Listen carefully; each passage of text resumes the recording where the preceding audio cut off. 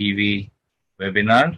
And for further proceedings, I'll hand it over to our convener and moderator, Dr. Sergio Rovinski. Over to you, Dr. Sergio. Okay, so hello everybody. Hello everybody from all around the world. I'm Dr. Sergio Rovinski here from São Paulo, Brazil, from Shoulderplanet, and it's a pleasure for me to start this 9 Ortho TV and Shoulderplanet webinar. So today I'm very happy because we are discussing different stuff. Shoulderplanet is growing slowly, I would say, outside the shoulder and the elbow, and we are starting to begin, I would say, a platform of education in other things in orthopedics. I'm very happy with that. And today we have a very special crew on the spaceship. So I'm very happy with new friends, old friends, and I would like to introduce fastly to this huge audience that we are having, all of my friends, before we start this very interesting webinar. So today we are going to talk about forearm and distal radial things, very two interesting lectures. Dr. Vasudeo is going to talk about percutaneous pinning of complex situations on the forearm, on the adolescent, on the young adult, and on the adult.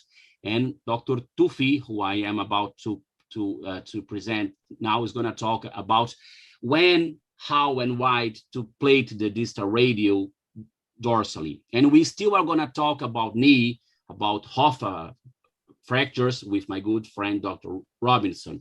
So who is here, my friends, to help me in this, I would say, very interesting and different endeavor. So I'm going to introduce all of my new friends, old friends, and then I'm going to just ask them, as usual, just to say hi to this lovely and world audience, and then we can start. So I'm going to start from India, of course. From India, we have a living legend, Dr. Vasudeo Gadegone. Namaste, sir. Namaskar. Namaste, namaste. Namaskar.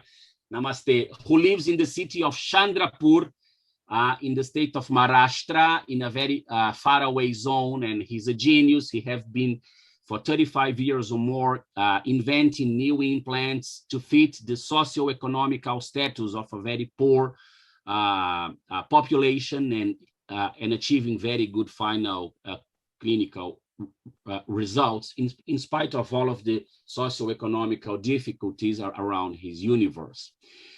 From Brazil, we have 4 people and 4 outstanding surgeons. So first of all, let me start with Dr. Robinson.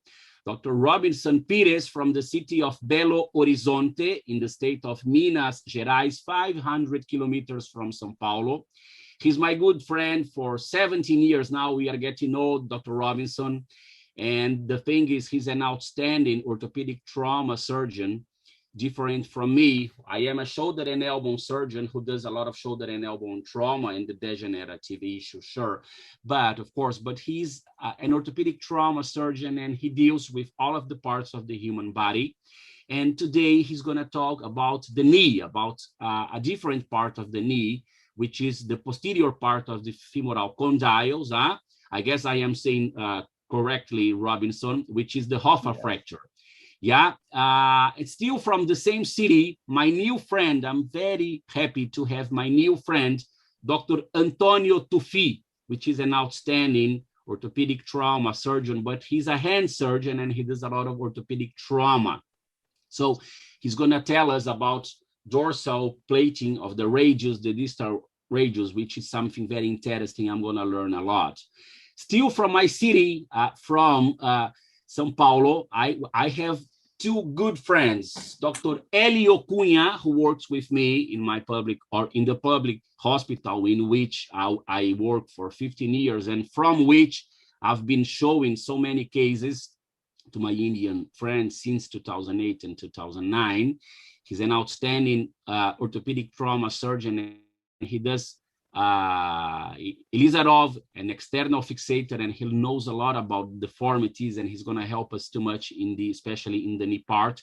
And my old friend, who hopefully I have the honor to be together again, Dr. Andre Weinstein.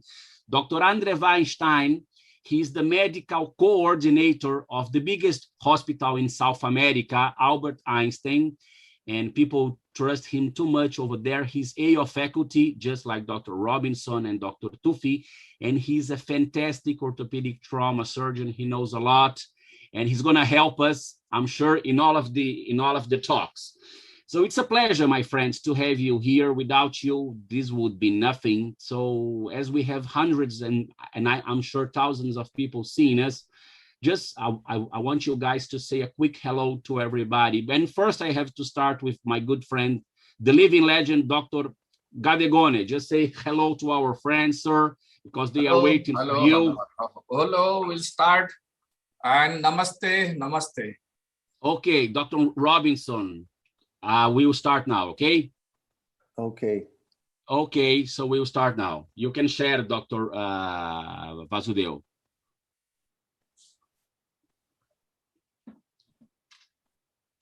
So, may I talk, sir, now? Yes, you can start, sir.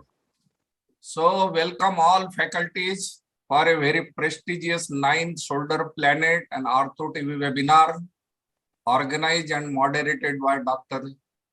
Sergio Rovinsky.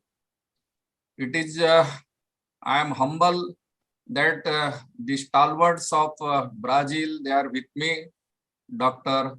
Vangistin, Dr. Helio Cunha, Antonio Tupi, Robinson, Pire. I am honored to be with you, sir, all, and we will share and discuss many things about the trauma. I will share my views on nailing in adult and adolescent forearm fractures. I am Dr. Vasudev Gadegune from Chandrapur, Maharashtra, India, and I am basically a trauma surgeon practicing since last 40 years. To begin with, the crux of treatment of forearm fracture, the restoration of the radial bow is important in the reconstitution of the normal architecture of the forearm and in the restoration of the rotation of grip and strength. Hence, non-operative treatment is not advocated by majority, and practically it is not advocated in adults. So there are only two options remained, that is intramedullary nailing and plate osteosynthesis. Fracture of the forearm should be treated as intra-articular fracture. That is well written in AO manual as well as various textbooks. They are written on the fractures of the forearm. Hence, a gold standard and most accepted method is open reduction and internal fixation by plate. Plate and screw fixation, it's a cross view, extensive surgical exposure and periosteal stripping nobody can deny. Compromise vascular supply, increase operative morbidity, infection up to 2 to 7% described in literature, and refracture after removal of the plate is a main problem after plating fixation. So why not to have an alternative treatment like something which is different from the open method? We have a history of intramedullary nail fixation. In the 40s and early 50s, diphysial forearm nailing with K-wires and small ruspins yielded very poor result due to lack of stable fixation. The first oversized straight square-shaped rim nail was developed by Street in 1954, and restoration of the radial bow was introduced by Sage in 1959 with the development of the pre-bent nail system to improve the results in the forearm fractures. Pioneer in India, Dr. A.K. Talwarkar designed and propagated the square nail for the management of the forearm fracture. The comparison between the two plate system and intramedullary nailing, which is better option? open reduction and internal fixation with compression plate is a gold standard. 98% union rate is described in literature. Whereas with the Talwalkar square nail, though it is a simple method with better result than conservative treatment, but 92% union rate. That is a original article by the author. This is the example of a fracture both bones of the forearm treated by a square nail. You can see radial view is maintained and there is a good callus formation, but there is a only thing that average period of POP immobilization for 6 weeks, but it gives a relative stability, good callus formation, and union various authors describe from 90 to 100%. Pitfalls of unlocked nail. A straight, rigid, thick nail could not restore the radial bow. Thin nail permits rotatory and substantial lateral motion at the fracture site. Therefore, complications like non-union, malunion, infections, nerve palsies, joint stiffness, particularly rotations, jamming of the nail and splitting of the nail of the shaft. Innumerable complications are described in literature, and the most important complication is the breakage of the thin nail and implant migration before union, and painful prominent hardware and ulnar bursitis. Therefore, for near about 50 years, this both bone forearm nailing with a unlocked nail, thin nail, has gone into disrepute, and therefore plating was considered to be a gold standard treatment. But with a newer nails, interlocking capability and enhanced anterotational stability, literature reported their union rate at 95 to 100% in various publications. The distinct advantage, it prevents shortening in a metaphyseal, comminuted, and segmental diphyseal forearm fracture, because after nailing and restoration of length, the bone is locked with the nail by 2 screws proximally and distally to maintain the length. So in comparison between the locked intramedullary nailing and plate osteosynthesis, in conclusion, the two fixation method yield similar results in terms of functional healing and patient satisfaction in the management of adult forearm fractures. But what is this interlock nailing? It is one of the example, nicely done surgery with proximal and distal locking. Interlock nailing is a technically demanding procedure because it's a very small hole through which we have to put the screw of 2.7 in the metaphysis, and it is very difficult to achieve to get this hole in the proximal part near the radial neck, and there is always a danger of injury to the posterior interosseous nerve pin. And therefore, we have to find out something good which will achieve both the function. It will maintain the length as well as it will give a stable fixation. And that is a new concept in the treatment of forearm fracture with screw intramedullary nail. This is my paper. I must have done now more than 200 cases of a fracture, both bone forearm fractures, published in Indian Journal of Orthopedic 2012, 96% excellent to good results. Biological method of forearm fracture by screw IM nail. The results are comparable to plating by closed method. You also make your choice for nailing in next case, Sergio. I assure you, you shall never regret. The screw nail or thalon nail, it's nothing but the thalon nail, available in diameter 2.53, 3.5 mm, variable length, titanium or steel, a threaded head at the end of the nail. You can see here self-cutting threads to be screwed with the screwdriver into the metaphysis. Screw head is placed at the end of the bone in the metaphysis to prevent, you can see in the ulna in the metaphysis, radius in the metaphysis to prevent a migration. So it maintains the length as well as it prevents the rotational movement of the fracture. What is the properties of this nail? Nails should be sufficiently elastic to bend as it traverses the canal from the point of insertion. Resilient enough to spring back to its pre-bent contour when finally seated, because that is the most important. If the bowing is lost, everything is lost. Rigid enough to withstand the torsional, rotational, and angulatory forces. So this is an example. It's a most unstable displaced fracture of the both bone forearm, treated by close technique. You can see here how the sitting of this, the screw in the metaphysis, and in ulna it is, and you can see here, and restoration of the radial bow, which is so essential, can be achieved by this, and use a elastic nail for restoration of the radial bow. Another, how to do it?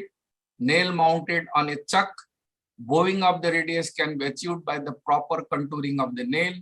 The inserter should firmly grasp the nail in order to control insertion and nail withdrawal, because that is the most important step when you negotiate the nail through the fracture side, and we have to do a pull push through technique. This is the method. You can use a forearm distractor, or in a fresh fracture, manual traction is enough. Before you plan the treatment, you must assess the length and diameter of the canal in a normal forearm. Close reduction is achieved by longitudinal traction and direct pressure at the fracture site. Confirm in image intensifier. If you are in doubt and there is some translation of the fragment, medial or lateral, anterior or posterior, K-wire assisted percutaneous reduction is required, and you can align the fracture fragment. I will show you how to align it, but in some of the cases, in 10 to 15% of the cases, you may require mini open reduction because you failed to reduce by closed method because of this soft tissue interposition sometime. Ulnar nail entry, tip of the olecranon, and you can see here with the help of a Steinmann pin or a bone hole, and you can see how it is done. This is how it is. This is a small with this small incision, and with the straight awl, we have to create a hole in the tip of the olecranon, and then you find out the canal of the ulna with the help of the Steinmann pin, 4 mm Steinmann pin or 3 mm you have to pass, and then find out the canal. So then rimming of the canal is most important thing. We have to rim the canal to assess the diameter, and we want to also have a good quality of at least 3 mm ulnar nail, 3.5. It is possible. If you use it less than 2.5, probably it does not work. And this is how a K-wire is passed percutaneously to align the fracture fragments. Then afterward, insertion of the nail near the fracture site and manipulate the reduction under the fluoroscopic control. You can see here how, and then it is required how to do, and then you can screw the screw nail in the metaphysis. So this is the most important step where we have to align the fracture fragment.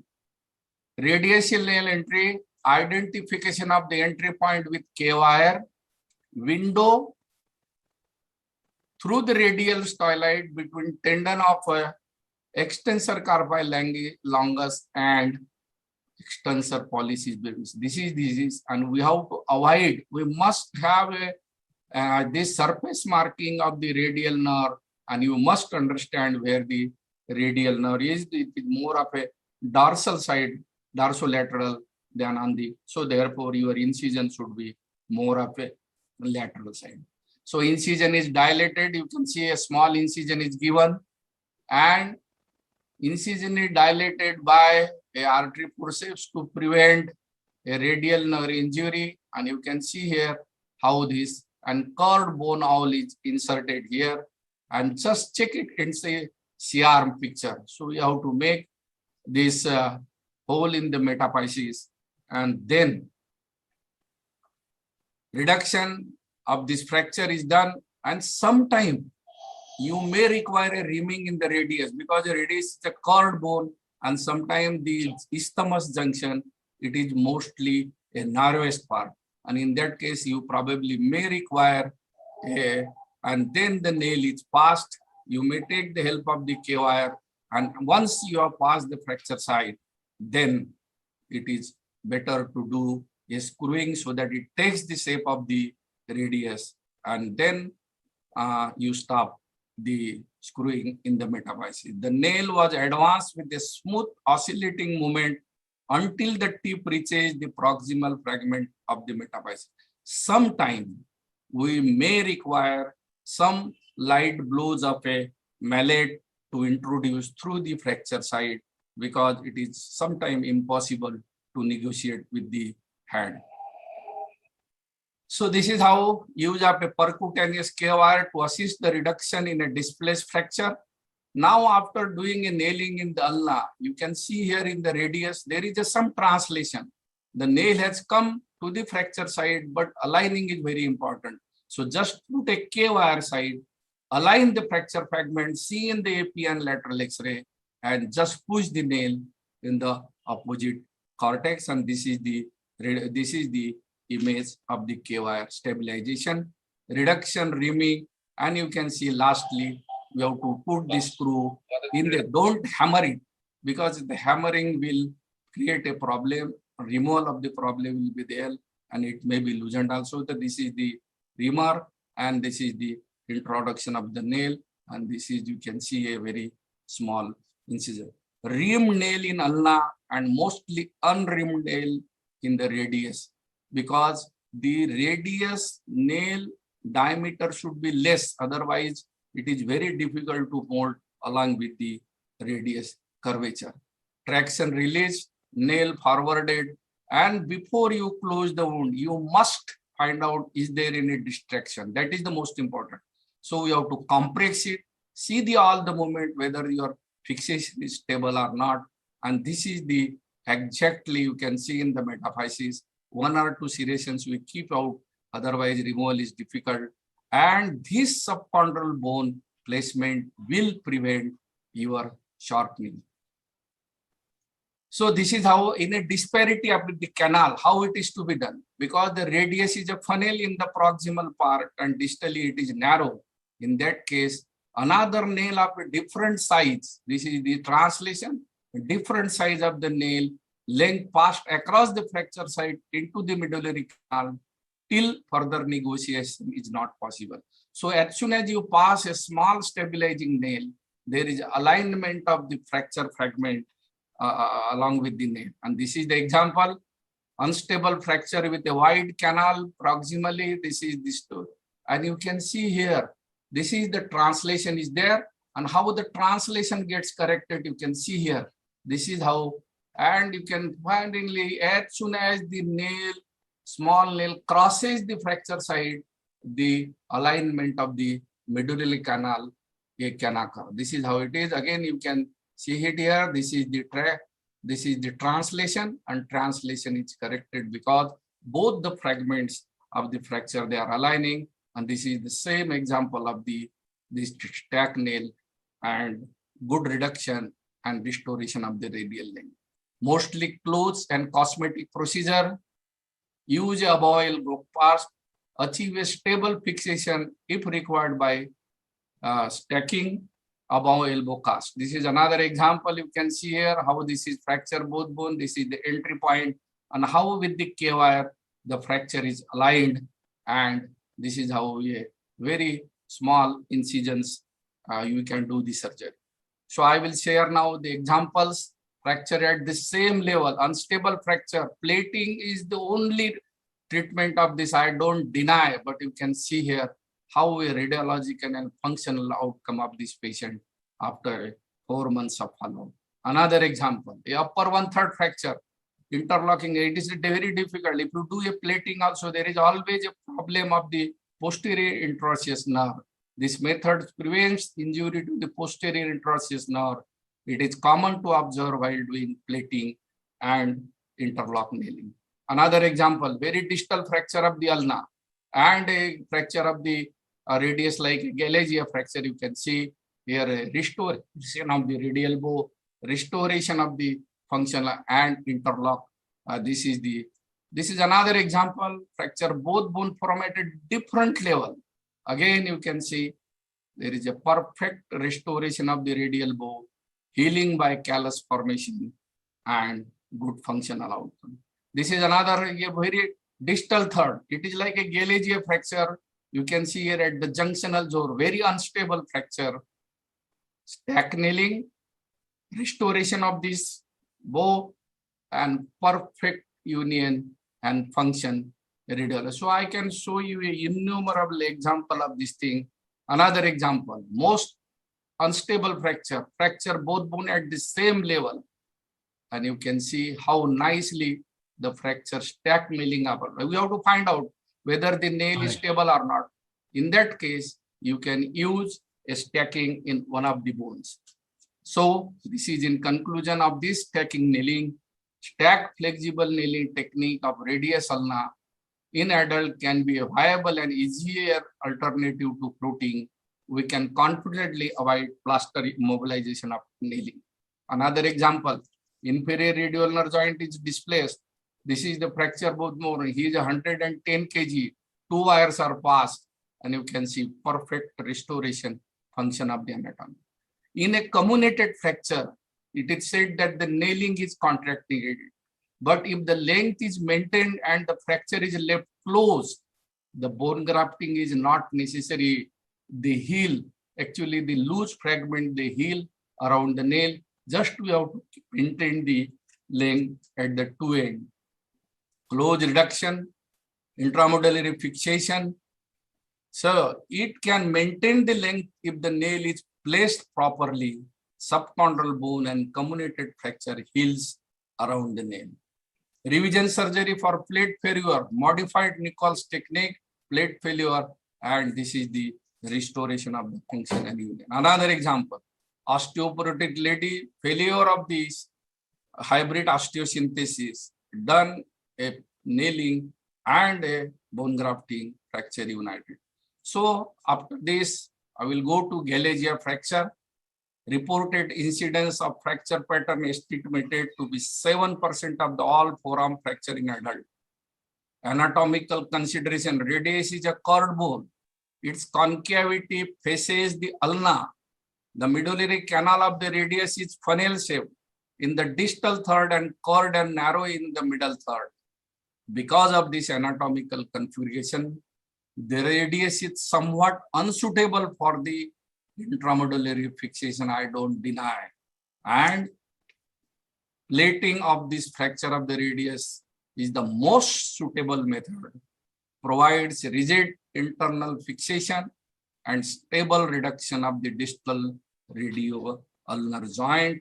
However, soft tissue dissection entails various complications if it is not done properly and if the anatomy is not restored of a radial bone.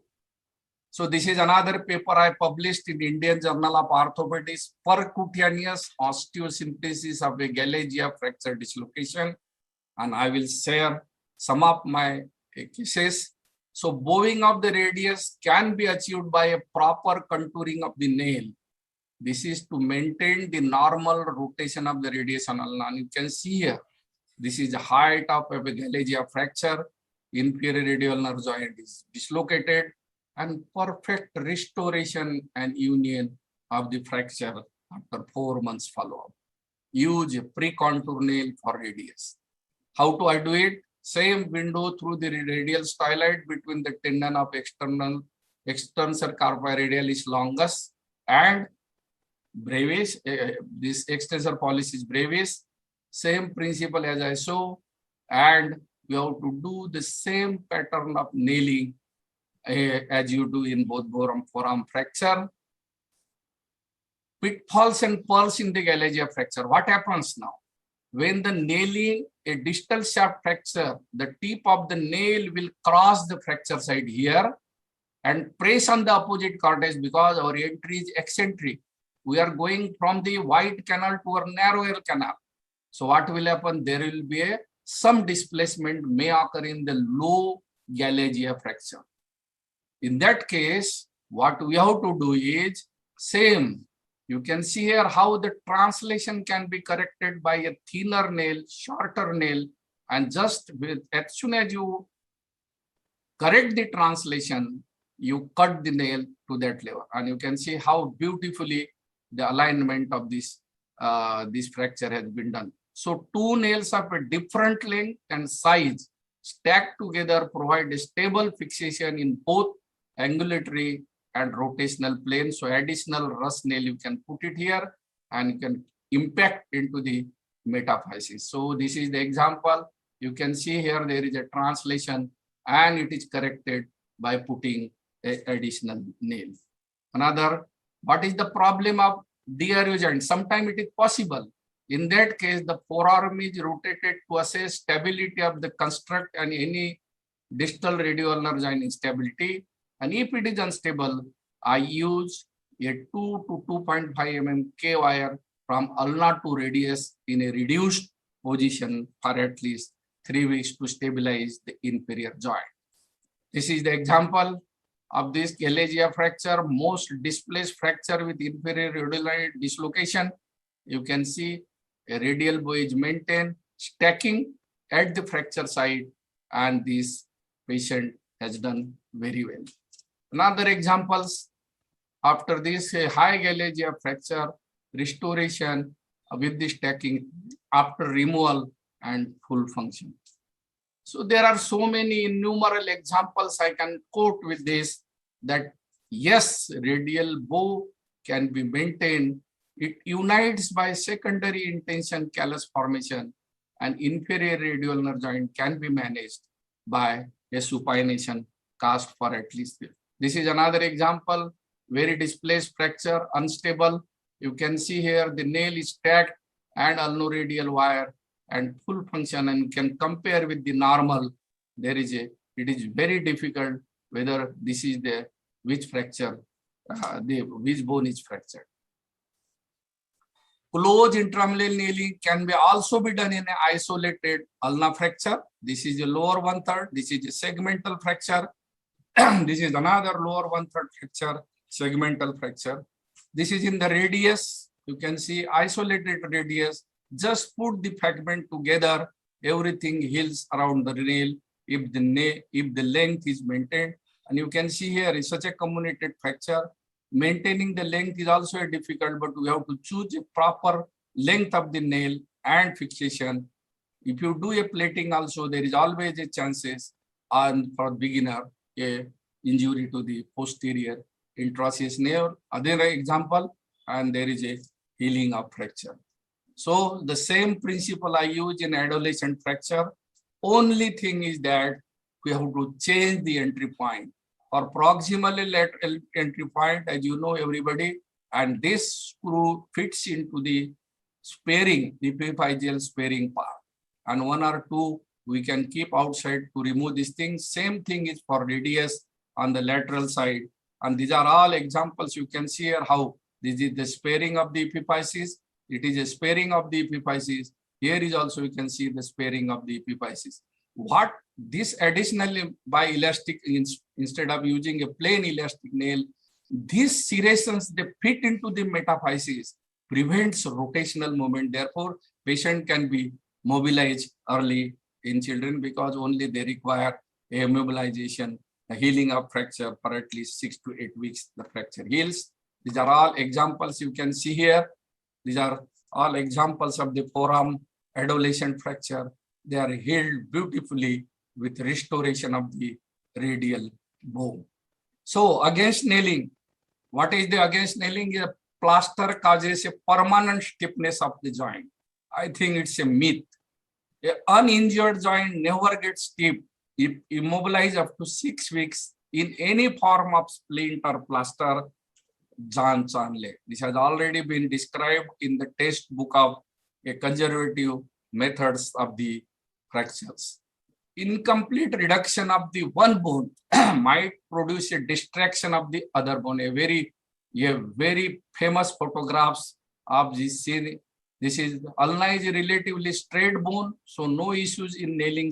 Simple principle of 3-point fixation, thicker rim nail to prevent back out.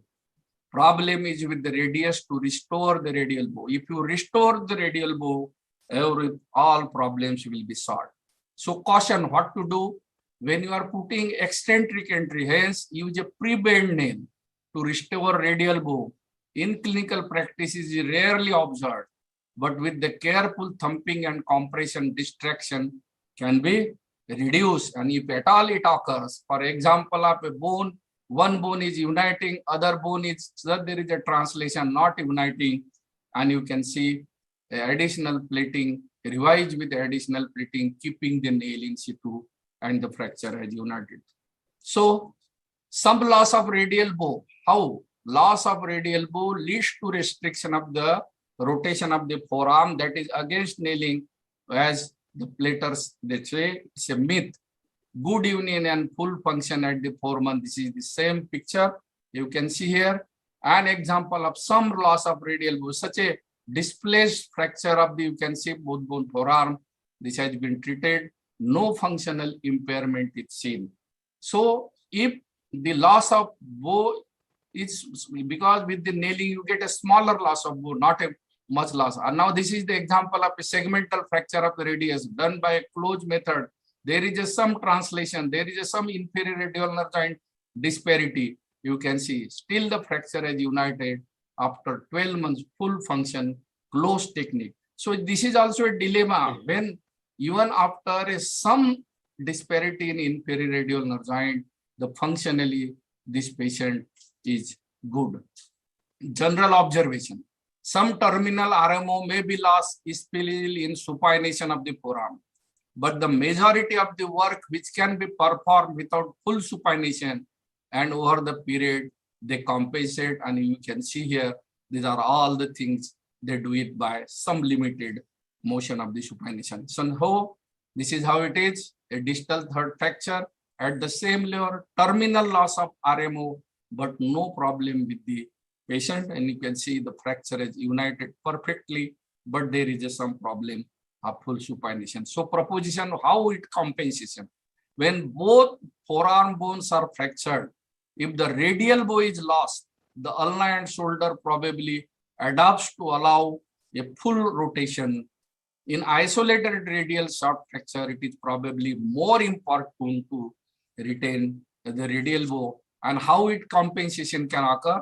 This is how it is. You can see here, this is supination, this is pronation. But when there is a discompensation, you can see here how it comes. This is, there is a rotational movement here. It is coming forward. Your elbow is coming forward and it is compensating for the loss of supination. And you can see here also, this is how it is. The supination is lost. And you can see the elbow is coming forward. And this is because there is a shoulder girdle is still there. It is normal. And therefore, though it is not a very perceptible on clinical practice. So nothing always works. Highly comminuted fracture, fractures at the ends of the bone and narrow canal. If you are not able to negotiate more than 2.5 or 2.5, it is better to go ahead with the plating. And conversion to plate in a low gallaglia fracture on table may require in 15 to 20% of the cases. That when you take the patient for fracture both bone forearm or gallaglia fracture, keep ready the plating system, because if you are not able to do a proper reduction and the fixation, it is better to convert this nailing into a procedure of the plating. So you should not be adamant that I will not do plating only, I will do a nailing. So in my practice, in Galegia fracture, 15 to 20% may need a plating after starting nailing, but in forearm fracture, merely 5%. Non-union of radius, as I said, this is the example. You can see here some disparity is seen here. There is some problems because of the thin nail, and then ultimately revise with plate and bone grafting. So we can do a revision. There is no problem. But from the first time, you cannot say that nailing does not work. So literature grossly inadequate, even Google PubMed. So do not show enough references regarding nailing in adult forearm fracture. These are all my records. You can see here. So meticulous record of operated patient by me is a Google and PubMed for me. And you can see new interlocking nail, a literature in conclusion. Intramedullary nailing of adult forearm diaphyseal fracture appears to be a good alternative to plate osteosynthesis. I don't say that it is a replacement of osteosynthesis, but it's a good alternative. And I also believe the same thought process. Plate fixation versus intramedullary nailing for both bone forearm fractures. Meta-analysis, IM nail is associated with a shorter operation time and lower complication rate as compared to the open reduction and internal. This is the World Journal of Surgery, 2017. My observation is the same. I started in the beginning by doing plate. I have also attended the 2-3 courses of the AO, primary, advanced, and specific also. But today, if I are given a chance, I will definitely prefer nailing as the first choice. Mini-invasive biological method of fixation. Mini-invasive. There are no scarless sometimes, and you can see here how it is well executed. It is very difficult to recognize which fracture, which bone is fracture, and where is the incision. Your wife also cannot see where is the incision. So you decide open or close method surgery. Choice is yours. I don't say. It's a choice is yours. You can see here. This is the fracture and this is the plating system here and there. An ugly scar and a beautiful lady. She cannot wear even the clothes also properly. So this is how it is. Choice is yours. Advantages of intramedullary nailing, 3-point fixation. Implant stress sharing behavior which leads to secondary periosteal callus formation. No chances of refracture. Mostly scarless cosmetic surgery. Implant migration prevented as screw fits into the metaphysis of radius and ulna. So take home message, plaster is the past, present is the plate, but believe on me, future will be of a close intramedullary nailing. So thanks to all my forearm nailing patients and participants, and also I thank my dear friend Sergio for giving me an opportunity to express my views on the both bone forearm fracture. Though it's a controversial, even a textbook also does not substantiate that the nailing is a good option. Still, I have presented in front of you and I can show you innumerable examples where I am successful. Probably you will be also successful if you do it. Thank you very much. Thank you, Sergio. Okay, sir. So let me make some comments. And now everybody's coming again. So well, sir, it's a lovely lecture. I'm flattered for having you showing us this beautiful journey you had in your life doing these things. I'm very, very content about it. But I would like to discuss some things before other speakers, they start to say. And I have some doubts, and at least one or two, which I think are very important from the, what we do when we operate these cases. So see, sir, I'm gonna just make one first statement, because we have many juniors, many beginners here. So from a historical perspective, you'll see how interesting, sir. If we think about the tibia and we think about the femur, 15 or 50, 40 years ago, maybe 30 years ago, all of the world were doing non-locked nailing.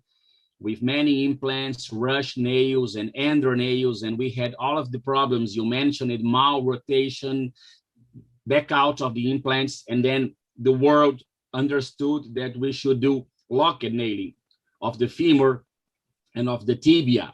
And now we are using the same principle. So this is the idea, sir. And this is very important. This is very logical.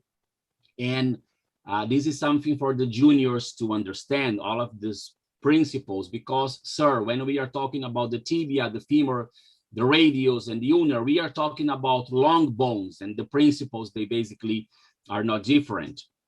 But having said that, sir, the thing is, you showed some locking nails in the beginning, which I think that they would be very difficult to remove.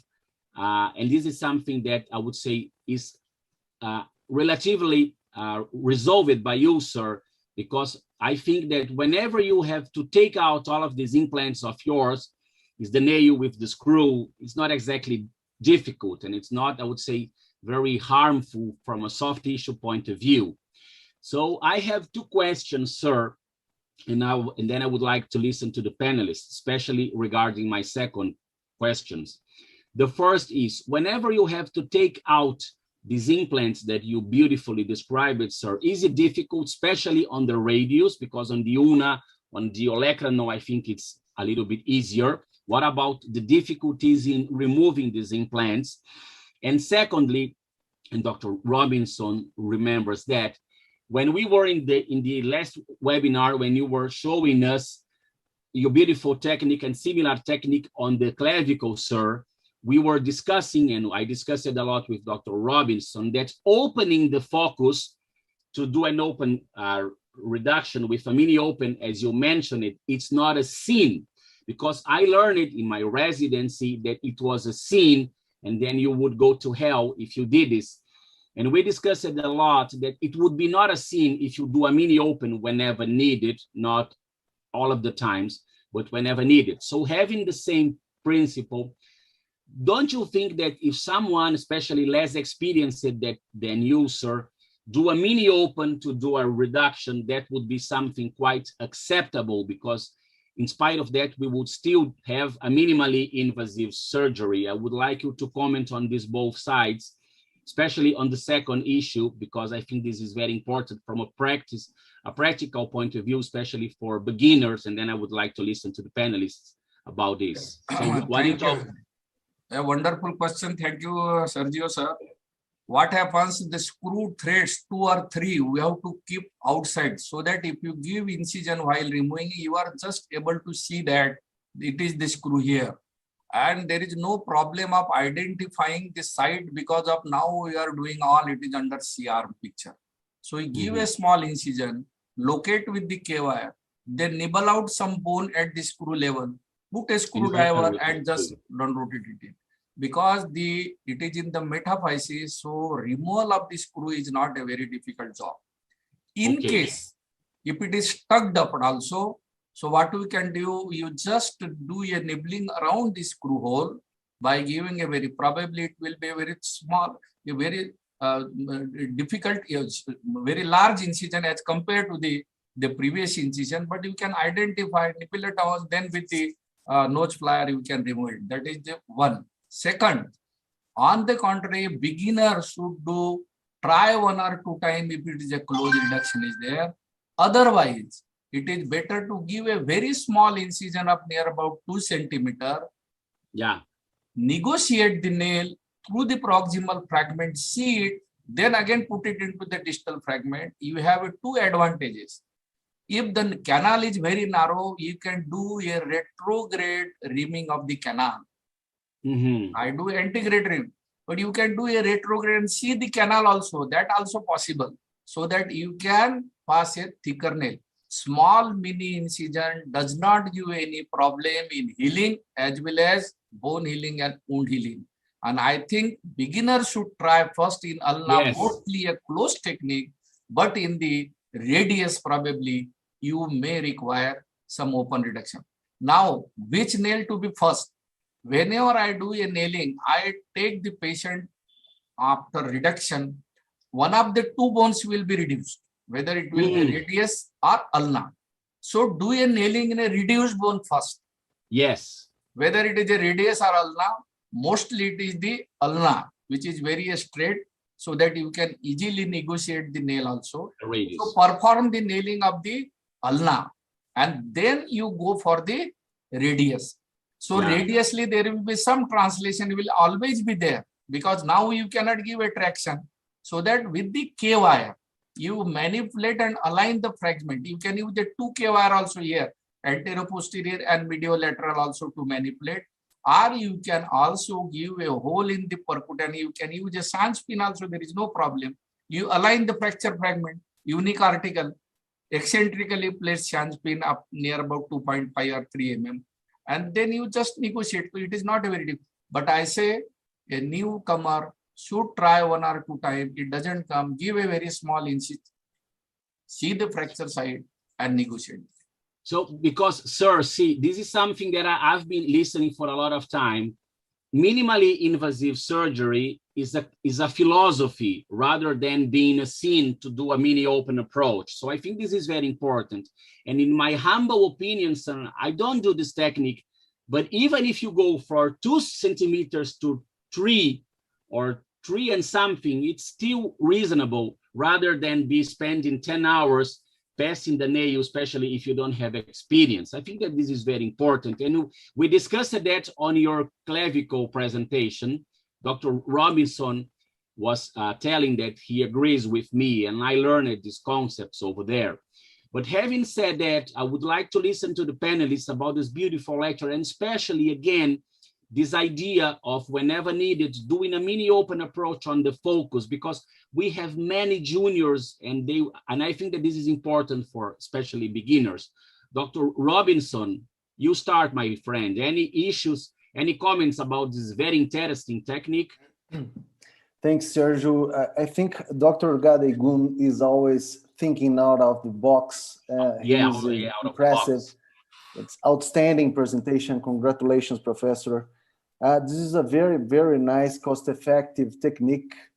I like it, the reduction maneuvers that you have used using K wires. Yeah. I love it, the polar nail, no? Because we know the polar screw, but we have seen here the polar nail. And it's very important, even using a minimally invasive approach, a nail technique, it's very important to have bone contact. So some degree of bone contact is necessary for fracture repair.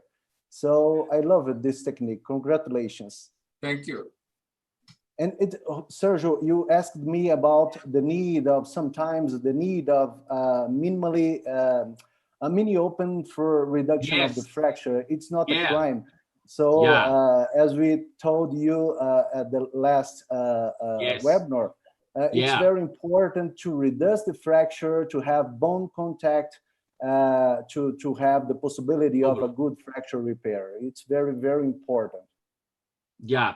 Okay. So you agree with me. I guess this is a principle for juniors. We have hundreds of juniors seeing us, and we have to think about them. But I would really like to listen. Dr. Weinstein, I know you have a lot of experience in trauma. Any comments on this? It's something we don't do here. You have a lot of experience. And please, my friend, apart from your comments, again, your thoughts about mini open, what do you think about that? Whenever needed, of course. First of all, thank you, Sergio, and all my friends. Namaste, Professor Gadegon. It was a brilliant class. I think it's very important to understand the reality that we are living. Sometimes we have different surgical approaches, surgical opinions, and even surgical settings that we try to do our best for our patients. So I think this is the spirit of this whole class. I think the class, it was amazing. It's completely different than my daily practice. And for me, I'm really used to do the mini open when I can't reduce the fracture in a few minutes. I think it's easier. I think you don't have any issues about the fracture consolidation, and the surgical length is it's much smaller. So for me, it's a good practice to do the mini opening. Okay, and any other comments you would like to do before Dr. Tufi speaks? Actually, I became very interested about this technique. Maybe I will try someday. Maybe there will be new implants that you can control the rotation. I think it's a good option, especially for UNA, for radios. For me, it's a little bit different, but thank you, Gadegon. I think it's a very nice opportunity to know different people and different techniques. Yes, you know, this is one of the beautiful things of this webinar, because we see different things. And as Dr. Robinson says, Dr. Gadegone, he thinks out of the box. So we are always seeing different implants. Even if we don't do that, it's very interesting to know and to understand the concepts. And I really love it what Dr. Robinson said about the polar screw nail, which is, you know, he's doing the same thing that people do on the tibia, which is very interesting. But I really want to listen to the hand surgeon now. Your thoughts, Dr. Tufi, as a hand surgeon who does a lot of hand trauma. No, we are not listening to you, sir. The microphone.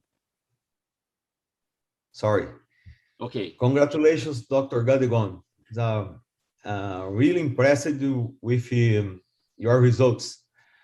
When I was resident in orthopedics, we used to do intramedullary nail for forearm fractures, especially for transverse and short oblique fractures.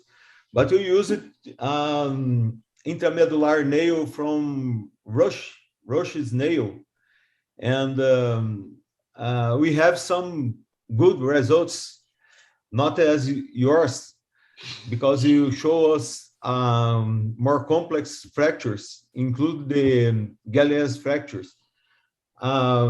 I'm not sure if I use the intramedullary nail for Galeas fracture, and I would like to know if you have some tip to treat the distal radial ulnar joint instability with QR, if you doesn't merit with the QR broken, or another tip for us. And before that, Dr. Gadegone, I would ask that was on my mind. And I want you and Dr. Tufi to say, in difficult cases, I don't have experience, but in difficult cases, what do you think, you and Dr. Tufi, to do a mini open to ease the reduction of the distal radius ulnar joint whenever needed? Because sometimes we have interposition, Dr. Tufi, of some of the extensors. So sometimes you would have to do a mini open to take it out and put it in supine position and pass the key wire after you do nailing or plating of the radius. So your thoughts about that, Dr. Gadegone, and then Dr. Tufi, about when you have interposition. If I do remember, it was extensor ulnari carpis, but I don't recall exactly. But what do you think about that? This is a very practical question, sir, especially for juniors, but for us too. Sir, may I answer? So after doing, what is most crux of importance is the maintenance of the radial length and bow. If that is not restored, bow and length and anatomical reduction by any methods, then because if you do this thing, inferior radials are automatically reduced. But in some time, it's become so unstable. In that case, we require a stabilization with the ulno radial wire. But in my practice, I have never come across with the unreduced inferior radioulnar joint in bone forearm fracture or Galeas fracture. Maybe it may be in the distal radius fractures maybe in the distal radius fracture where there is some communication on the medial part of the radius, but the radial shaft fracture I have never come across. Maybe other they have come across with the unreduced inferior radial nerve joint.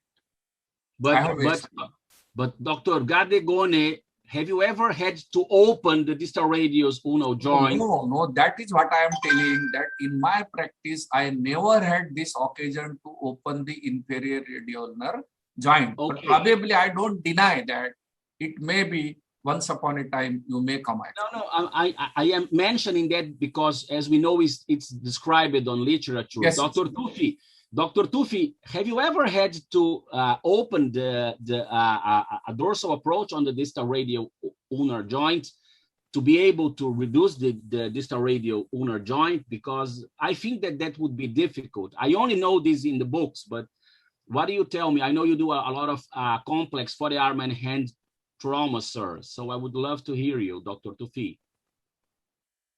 I have to open I remember in 2 opportunities for open fractures, Galeazzi open fractures with a dorsal and volar displaced. And I found interposition with extensor carpi ulnaris tendon and a avulsion from TFCC. And I have to repair TFCC. My favorite technique is with the anchor bone suture. And it's important to open the reduction, open the joint to do a good reduction and precise fixation. We have to put in the supination to maintain the reduction before to fix the distal radial ulnar joint. For me, it's important to do this. I never mind to do an open incision to guarantee my reduction or my precise reduction. But you mean in the dorsal part of the wrist? Yes, the dorsal. I used to do an approach in the dorsal and isolate the extensor propt digit quintus, and in the floor of 50 compartment, I open the joint and proceed the reduction. And you have to protect the extensor carpi ulnaris, especially the floor of the sixth compartment. Okay. Dr. Weinstein and Dr. Robinson, any chance you had in your life to open the wrist to be able to reduce the distal radius ulnar joint? I never saw that in my life, but if you had any, no, never. No, me neither. No, never. Okay, Dr. Weinstein. The same never. Thing. Never. Okay, lovely. And Dr. Elio, any comments on this beautiful presentation? No, it was a brilliant presentation. I think it's a different approach to forearm fractures, and I'm happy to be part of this webinar. Okay, very nice. I'm going to do a last statement. Dr. Robinson, he wants to say something. Just one comment. I think it's very important to highlight that Dr. Gadegon has shown that pre-bending the nail is important for the restoration of the radial bow. Yeah. However, in some cases, we have some degree of loss of the radial bow, and we have a compensation of the elbow to restore the function of the patient. And the function is very, very good. So this is probably a message that probably when doing plates, we have an overkill.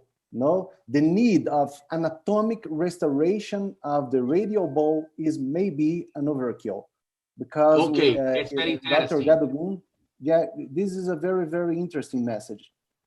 And I would like to say something. I have zero experience with these things you are telling, but I have a huge experience with terrible triads of the elbow. a lot of good results, some very bad results, but I see them very frequently in our public hospital in which I am with Dr. Elio. And many times in terrible triads, they lose a little bit of supination. This is very common, and a little bit of pronation, but they adapt with the shoulder and the elbow. And in the end, they adapt a lot. So I think that the idea is the same. This is a very important, but I have a last question for you guys before we move to Dr. Tufi's presentation, which is, when you do a plate in a Galeazzi, I know that the standard way is the Thompson approach, but you can do it from a volar approach. Any preference? This is a good question for everybody. We have many juniors seeing us. They do a lot of similar cases in India, in Asia. Dr. Tufi, start you because you're a hand guy. Any preferences? It's the Thompson and no discussion on maybe the extended volar approach. This is a very good question, sir. Yes, it's a very good question. I love the volar approach. I don't do Thompson approach in my practice. Normally, I use volar extended approach, and I'm so happy with this approach. I think it's better to put the plating by volar side, and because the Thompson's approach, sometimes you have to remove the implant. I don't have this problem with the volar approach. So I do all Galeazzi fractures by volar approach. Okay, Dr. Robinson, I want to listen to you. My preference is volar as well. Volar? Volar. Okay, yes, not volar. Thompson. Dr. Weinstein. No. Dr. Actually, I do both, and actually I do both, but mostly volar. And I also have a question for Dr. Gadegon about comminuted fractures, especially at the ulna. How do you control the rotation with the nails? Because I think even with plates, it's not easy to do them. Excuse me, Dr. Gadegoni, just to be clear, Dr. Weinstein, you are talking especially about the distal third or the mid-third of the ulna? Mid-third also, because when you have a comminuted fracture, especially at the ulna, it's very hard to maintain the length and control the rotation. Okay, Dr. Gadegoni, please. Yes, sir, it's not very difficult. We have to give a traction and achieve the length and put the nail into the subchondral bone. Subchondral bone is a solid bone, and the metaphysis you are putting the screw. So what your nail length must go into the subchondral of a hard bone so that you achieve the length. And you know that if you do, we are mobilizing for near about 4 to 6 weeks in whatever the position is comfortable. And till that time, everything's gummed up. So 6 weeks is enough time. So in that case, majority of the cases in ulna, I have never seen in the radius single bone also non-union is taking place, because the compressive forces, they keep the fragment together and there is early healing. Everything's allowed. Heals around the nail. So you just forget about the small pieces here and there. Don't do anything. Just maintain the length and fix both the ends in a proper length. That's enough. And your Dr. Vasudeo, in your technique, do you use a plaster all of the cases, all of the time? Majority cases, unless it is stacked. In a stacked nailing, it may not require because it is a rigid fixation. It is up to the, you can say, I have not compared, but the standard of plating, but only in the single bone fracture, if you slightest doubt of your rotational movement. So you check in the CR picture. If there is two fragments are moving, then apply a plaster, you stack it. If it is not moving, then probably 4 weeks is enough for it. So there are tests you can go and see in the image intensive or live. Okay. So that you can. Okay, sir. Okay. Okay, well, that's lovely. It's very interesting for us to see. As Dr. Weinstein was telling, if this implant comes to Brazil, we can think about using this because it's minimally invasive. And I fully agree that with plates, it does not cost anything. It is in the dollars. If you say it is probably a $5 cost of that particular implant. So it's in Okay. $10, everything you can finish. Okay, so you will send them to us, sir. Now you will start exporting to Brazil. Okay, this is your new business, lovely.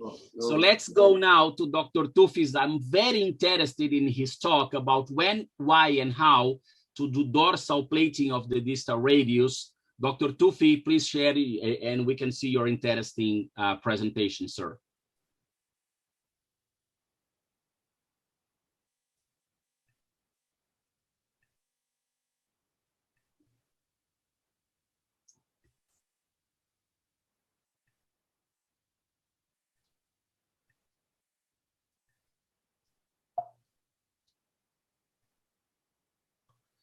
So, hello, everybody. It's a great pleasure for me to be here with this big team. Thank you, Sergio, for the invitation and for this opportunity. Today, we are going to talk about dorsal plating distal radius fractures. When, why, and how to do this. In the past, Abraham Coles was already said that despite the malunion, the function will be satisfactory with minimal pain. But nowadays, some people became unhappy with deformity from the conservative treatment.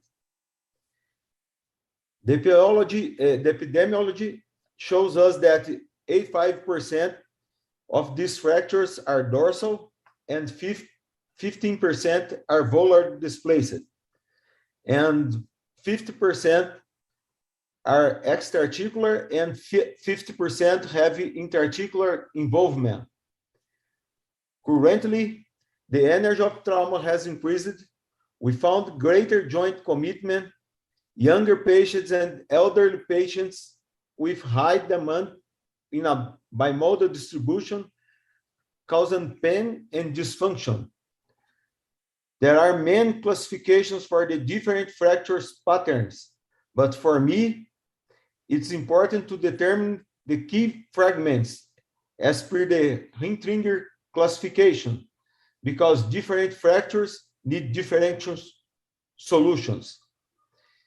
The main objectives in the distal radius fractures are metaphyseal alignment and joint congruence. We have to think about this all the time.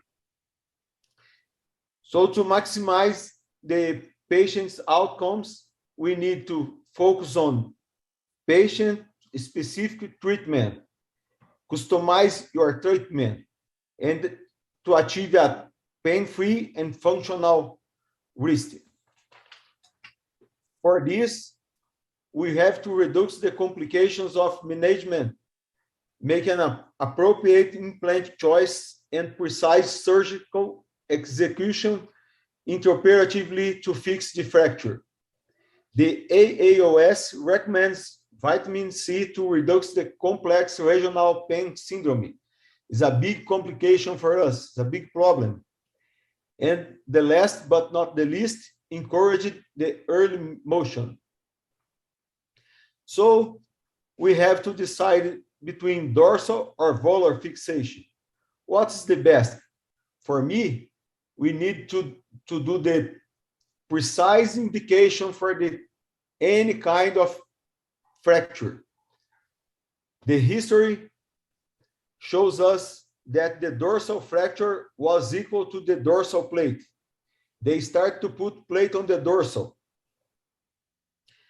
And dorsal plate has the following advantages. Joint visualization, for me, is the best one. Identifying the associated carpal injuries and providing dorsal support for the fracture. But there are complications in up 32% of this kind of fixation, especially those related to the extensor tendons, irritation and ruptures. On the other hand, the volar plate is a nice option because it makes the reduction in an area of lesser comminution, reduces the need of bone graft, and avoid the extensor tendon injuries. It's almost perfect. The anatomy favors the volar plate due to the greater space between the plate and the flexor tendon, as opposed to the dorsal plate, which is very close to the tendon.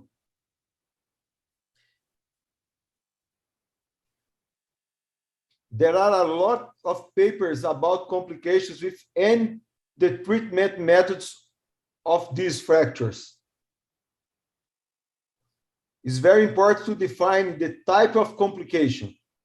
Incorrect technique causing tendon injuries in the flexor and in extensor tendons versus limitations of the technique leading to loss of reduction. So in the literature, we can find evidence in favor of an internal fixation method. Analyzing the biomechanics between the assemblies with volar and dorsal plates, they are equivalent in relation to stiffness under cyclic load and failure. But the orthogonal plate system have a great stiffness.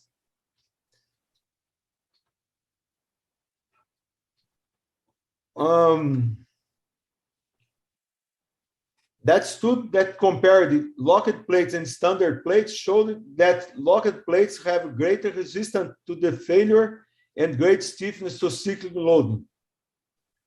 So why volar plate? Is it the gold standard?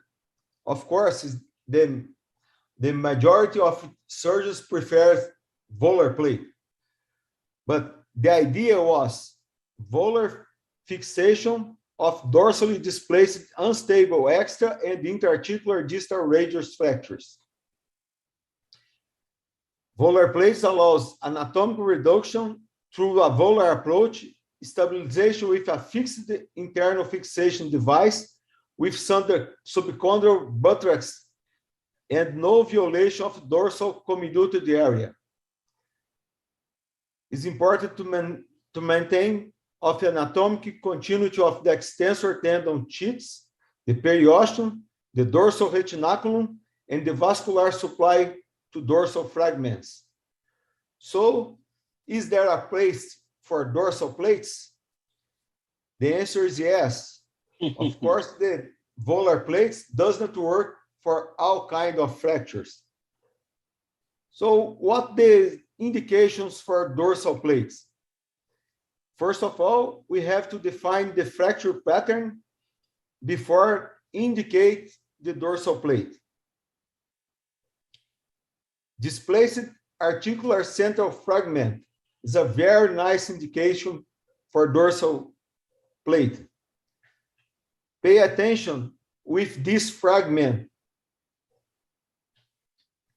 Another one is a very distal volar fracture line.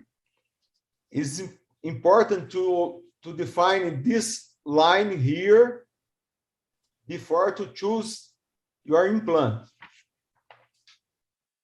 Another is the dorsal ulnar corner fragment, is the die punch fragment. It's a very nice indication to do a dorsal plate, especially in this case, in the center of dorsal comminution with intact volar cortical is another very nice indication because the volar cortical is intact.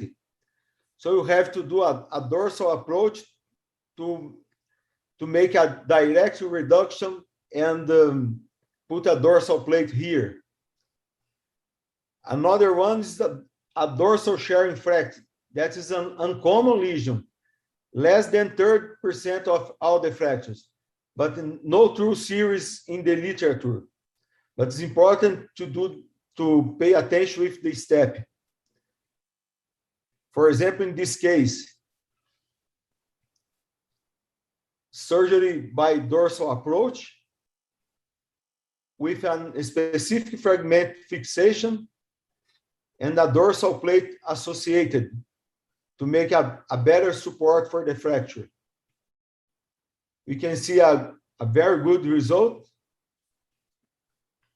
So how to do the dorsal approach? I'll show you a video from AO as like I do in my practice. Dorsal-radial carpus. Scissors are used to mobilize the skin and subcutaneous flaps around the fascia over the extensor retinaculum in the radial and the ulnar direction. Distally, the branches of the superficial radial nerve must be protected. The course of the long extensor tendon of the thumb in the third extensor compartment can be seen as it's opened in a distal to proximal direction.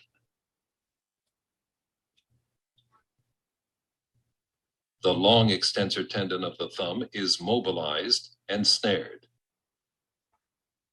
After this tendon has been retracted in an ulnar direction, the long and short radial extensor tendons of the wrist can be seen as they emerge from the second extensor compartment. Proximal to the extensor retinaculum, the posterior interosseous nerve can be exposed and snared over the point of attachment of the interosseous membrane to the radius, as shown here. Usually, a segment of this nerve is resected in this approach to reduce post-operative pain in the wrist. The second extensor compartment is elevated subperiosteally in a radial direction.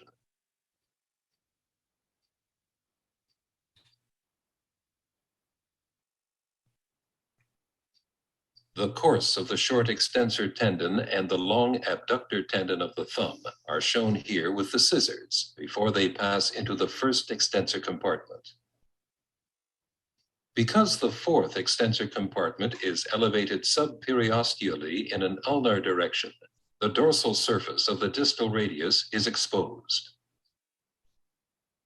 The wrist capsule is transected parallel to the dorsal rim of the radius, and the corresponding joint surfaces of the distal radius and the proximal carpal row are exposed for inspection.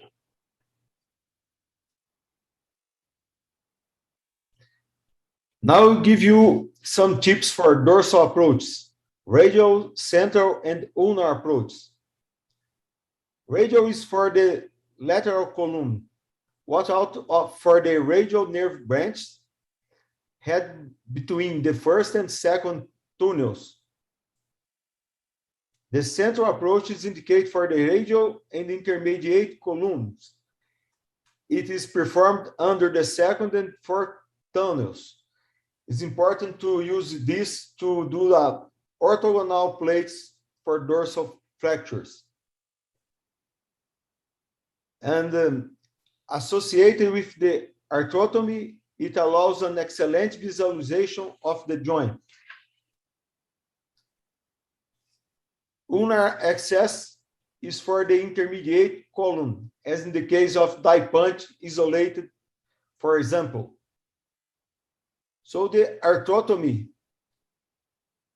provides a great exposure of the joint surface, allowing inspection and repair of scapholunate ligament injuries, as well as reduction of joint fragments under direct view.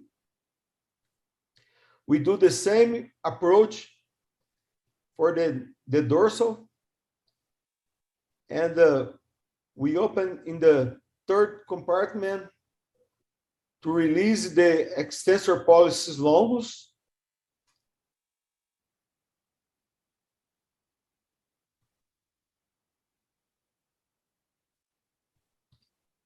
And we perform the arthrotomy distal to the radiolunate ligament, the radiolunate triquetrum dorsal ligament.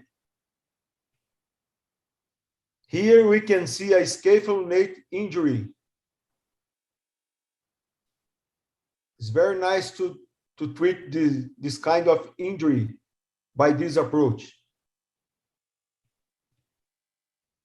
In this anatomical specimen, we can identify the dorsal ligament, and we can see the joint and we can reduce the fracture by direct view. And now a dorsal view of the fracture. It is important to do this is better than arthroscope view. And we can perform the direct reduction. And about bone graft, direct placement of the cancellous bone graft in the focus and coverage the plates with a retinaculum flapping.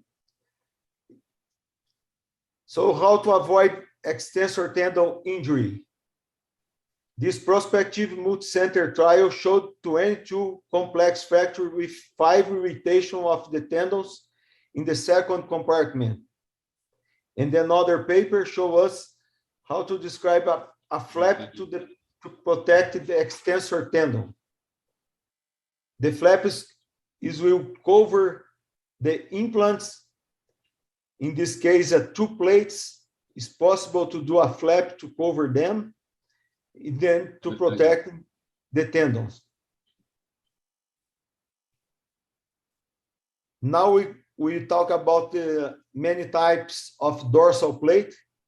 We have a P plate, the first one, and T plate, A plate, specific fragment plates, a double dorsal plates, and our orthogonal system.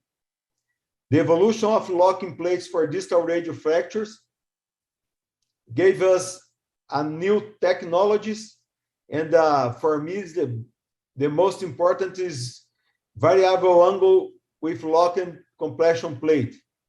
But VLCP is not a bushing or friction fit locking mechanism. There is no cross treating. Final locking step can deform the screw and or plate treated. Therefore, check the final screw position prior to final tightening. The orthogonal system, as I told before, is more stiff than the volar plate. These plates were developed according to 3-column theory by Regazzoni in 1996. Is available for dorsal Barton fracture, die punch, isolated or no, radial styloid, and dorsal ulnar corner. Here is an example of dorsal fracture with a T plate and the key wires associated to fix all the fragments in the fracture. Another option for us to use a dorsal approach is in cases of you need a double approach. This is a Melon 4 fracture, 4 fragments, and the option was to fix the volar side with a volar plate. As we didn't have a special plate at that time, we associated a tension band for distal ulnar fragment. And we put another plate on the dorsal way to fix the dorsal fragments. And this is the final X-ray and the good functional results. Another indication is dorsal marginal fracture. It's impossible to use a volar plate here. But pay attention, it's not a die punch fracture isolated. So we use a dorsal plate to solve this case. Another indication is for impacted fracture and dorsal articular fracture with the volar cortical intact. Another dorsal plate to solve.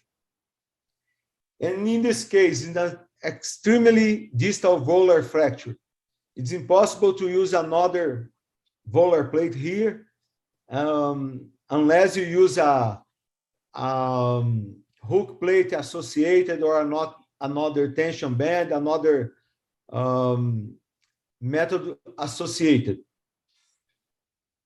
The The CT scan shows us the comminution in specific details for these fragments.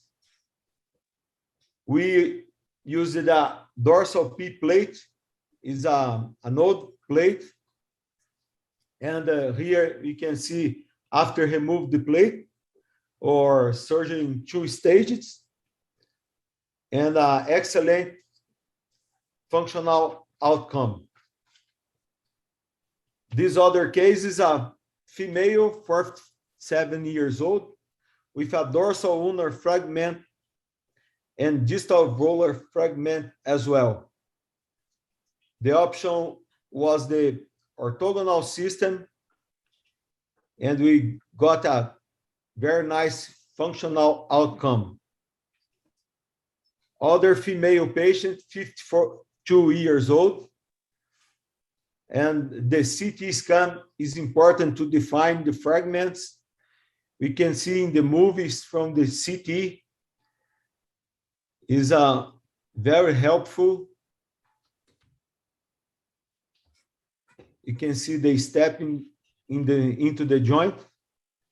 And here is a 3D reconstruction. It's a very nice image to help us too. And post-op with a new plate, same as a P plate in the past. At 6 months, the results show the complete recovery and good range of motion. The other patient is a man, 38 years old. He had a distal radius fractures and a scapholunate injury associated. You can see here the fracture and the injury of the ligament. And we put up 2 plates in the radius and repair the ligaments and fix with key wires.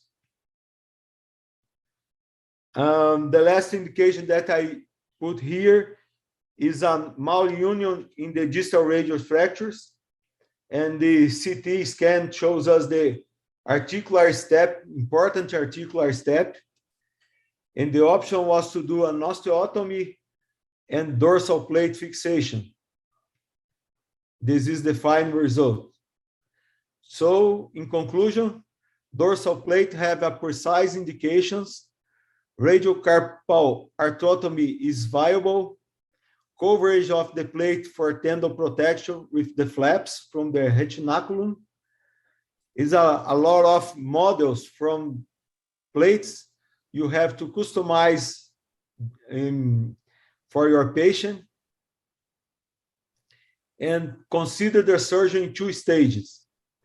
The first one is open reduction and internal fixation, and the second, hardware removal. Thank you very much.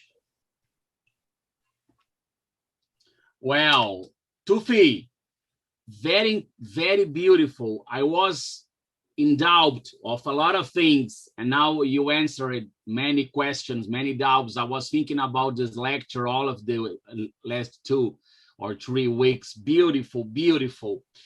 Now I understand these indications, but I have some doubts, and I want us to discuss these things before we move to the knee part. The thing is, first of all, it's interesting that you have now many different implants for these patterns. This is not available for the vast majority of the surgeons in Brazil, in India, especially on public systems. Yeah, you know that, sir. But it's very interesting to know that. But the thing is, first of all, there is a kind of implant that you use it in the beginning. It's not a plate. It's something like a key wire or with something in between. What is that?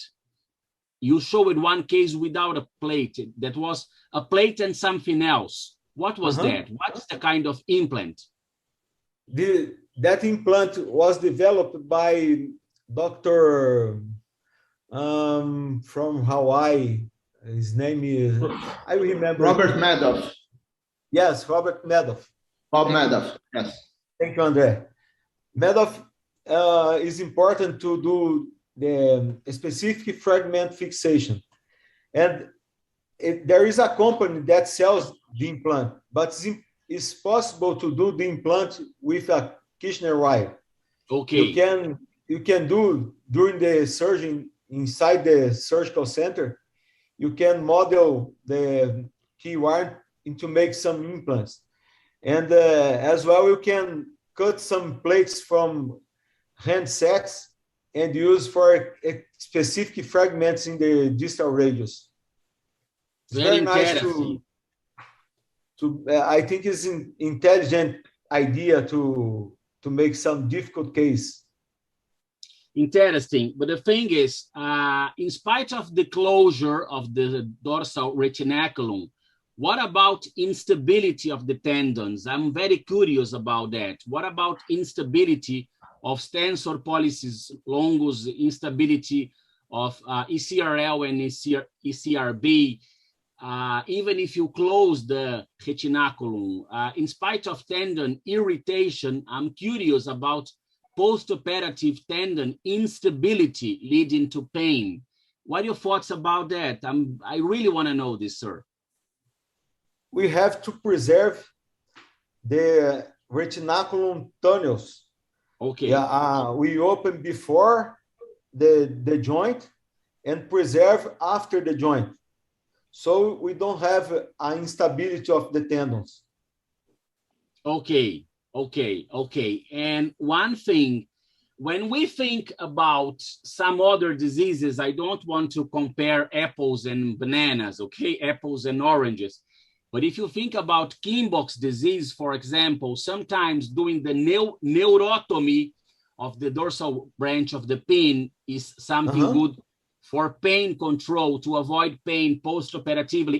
It was mentioned on that videotape you showed us. Do you do it regularly to avoid pain post-operatively? This is a good question, sir. Yes. And all my surgeries in the dorsal of the wrist, I try to do the neurectomy in the posterior interosseous nerve and anterior interosseous nerve as well, in the same way.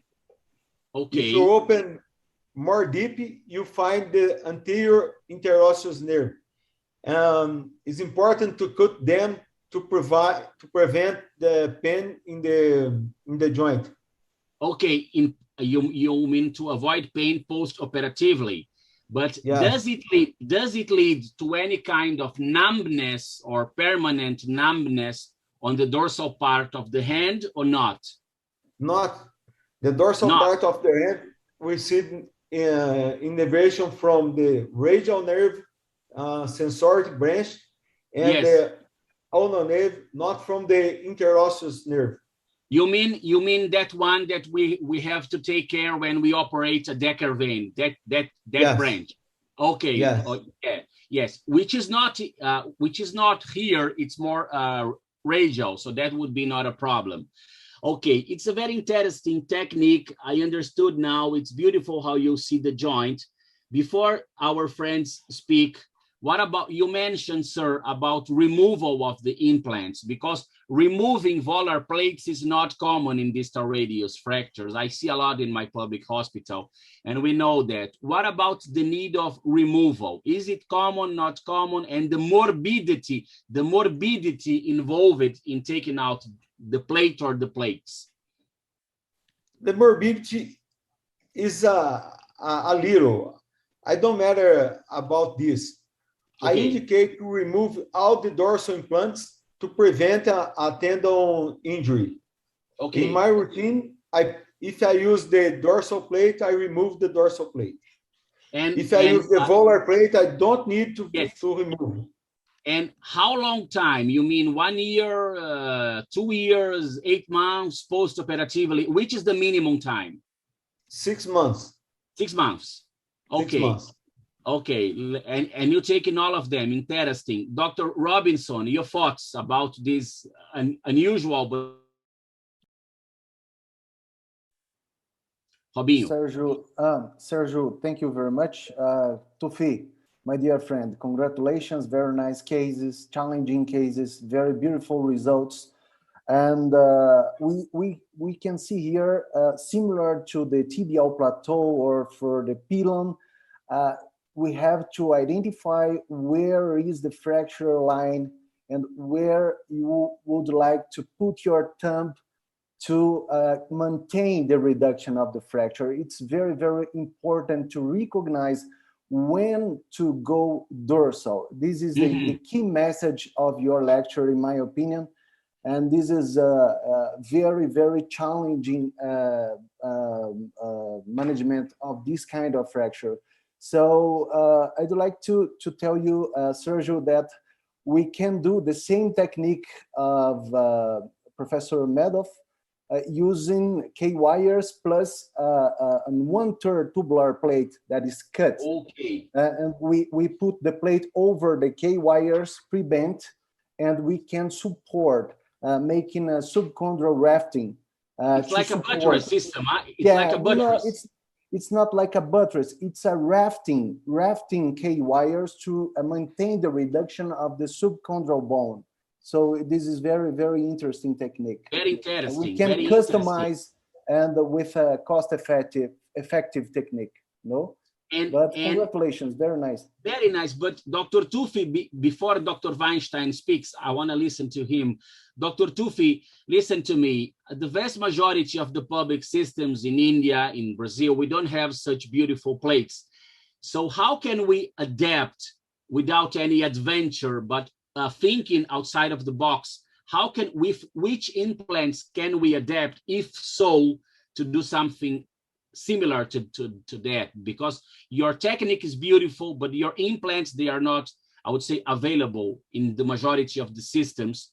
How to think outside of the box, adapting without being very adventurous? Yes, we have some solutions for this problem. Here in Belo Horizonte, we don't have these implants available in all the systems of as well in the other countries. Yeah. So we use it to combine the key wires with the normal plates. If you use a 3.5 plates for a T-plate, normal, common T-plate for volar, we can combine it with some key wires. We can use sometimes screws outside of the plate. We can combine with a spanning plate or X-fix.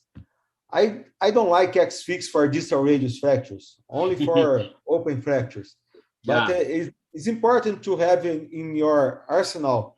Yeah. To use that, your imagination, I think, is. Yeah.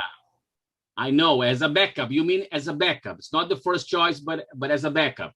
But it leads to a lot of CRPS, to complex regional pain syndrome, reflex sympathetic dystrophy. You mentioned that, and I want to comment a little bit about that and listen to everybody, because this is a problem in my life, a big problem. I'm coming to that in 2 minutes or in a few minutes. But Dr. Weinstein, I'm really curious about your comments on this. I'm not sure. Do you have any experience, Dr. Weinstein? I have zero. With dorsal plating, any complications you found, your experience in that? Yes, actually, I'm a big fan of dorsal plating or specific fragment plating. Thank you, Dr. Tufi, for the brilliant class. We are very good friends from São Paulo and Belo Horizonte, and we've been in a lot of classes together. I have some experience, and I think there's a trend in fracture treatment to do specific plating treatment. Since we are in the wrist, in the knee, in the femur, wherever you want it. So I think Bob Madoff, maybe he was the first one that tried to do this fracture specific treatment. I think Robinho, and we have a lot of good friends that have a lot of experience with regular plating, with non-locking K-wires and playing, like Tarcisio and a lot of our friends from a big trauma group, and they do an amazing job with those materials. So the material is not an impediment if you don't do it with the specific plating, but if you make the principles right, you do the rafting, you use K-wires, you bend them, you put them through plates, you have a nice result. This is, you know, this is important for people to understand, Tufi, that this is not, I would say, a word that can't be used and reproduced, because we all know, my friends, reproducibility is very important. If not, if this webinar doesn't benefit people from all around the world with no ideal implants, we are not doing our job. So this is very important. I'm very happy with what Dr. Weinstein mentioned about the thing that this is reproducible, Dr. Weinstein, without those, I would say, specific and very expensive implants. But if you use the principle, this is very important. I'm learning a lot. And Dr. Vasudeo, you are the man of thinking outside of the box. Any thoughts about that, sir? Because before I start, I talk about reflex sympathetic dystrophy, which is a big problem in my practice. Dr. Vasudeo, any thoughts about dorsal plating, or you? Okay, sir, it's a wonderful presentation, and implants are very nice. They are mesmerizing implants, and it's looking very good on X-rays. But in practice, I think I also treat a number of them. The anatomical correlation does not reflect with the functional correlation. So in my thought, though the radiological union is perfect, but that is not synonymous with the functional outcome. So most of the time that Sergio said, you get a sympathetic dystrophy, you get a shoulder pain, shoulder hand pain. These are the so many things are there. And when you use a dorsal blade, you are violating the two times our dorsal tendons. They are very notorious for stiffness as well as fibrosis, tendinopathies. So it is not a very good surgery for beginner. If you an advanced surgeon like you, and they are the handling is very precious with the soft tissue, then you can get a very good result. Otherwise, I think the fibrosis around the tendons produce stiffness, reflux dystrophy, and so many other complications. Wonderful presentation, wonderful cases, and wonderful radiological picture and even functional outcome. But I still in doubt, sometime you may get some problems with the beginners. I suppose. Yeah, you know, Dr. Vasudeo, the older I get, the more I understand that fracture management is a soft tissue procedure. I have heard that a lot of times. So the thing is, we must be very careful with soft tissue procedures. They are as important as the bone. This is very important, and this is what Dr. Vasudeo is mentioning.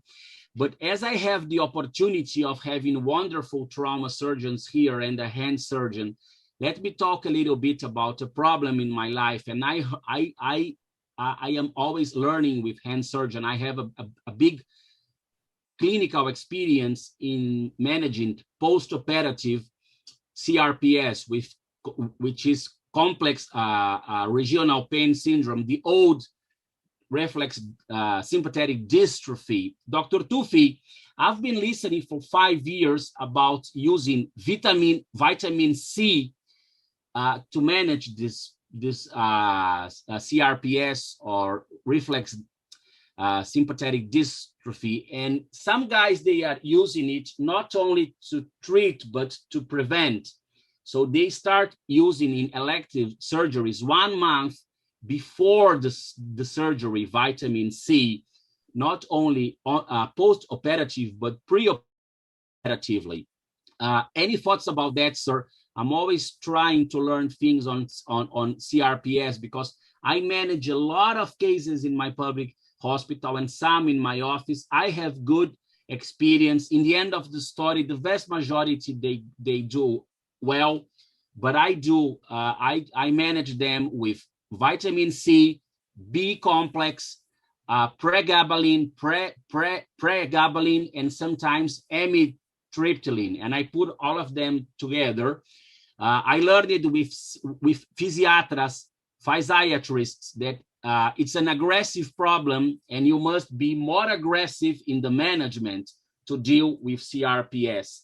Your thoughts about that, sir? I'm very interested on how you manage that post-operatively, and I would like to listen to the other panelists because this is very important. As important as being a good surgeon is being able to manage complications, Robinho, intraoperatively and post-operatively. So your thoughts about that, sir?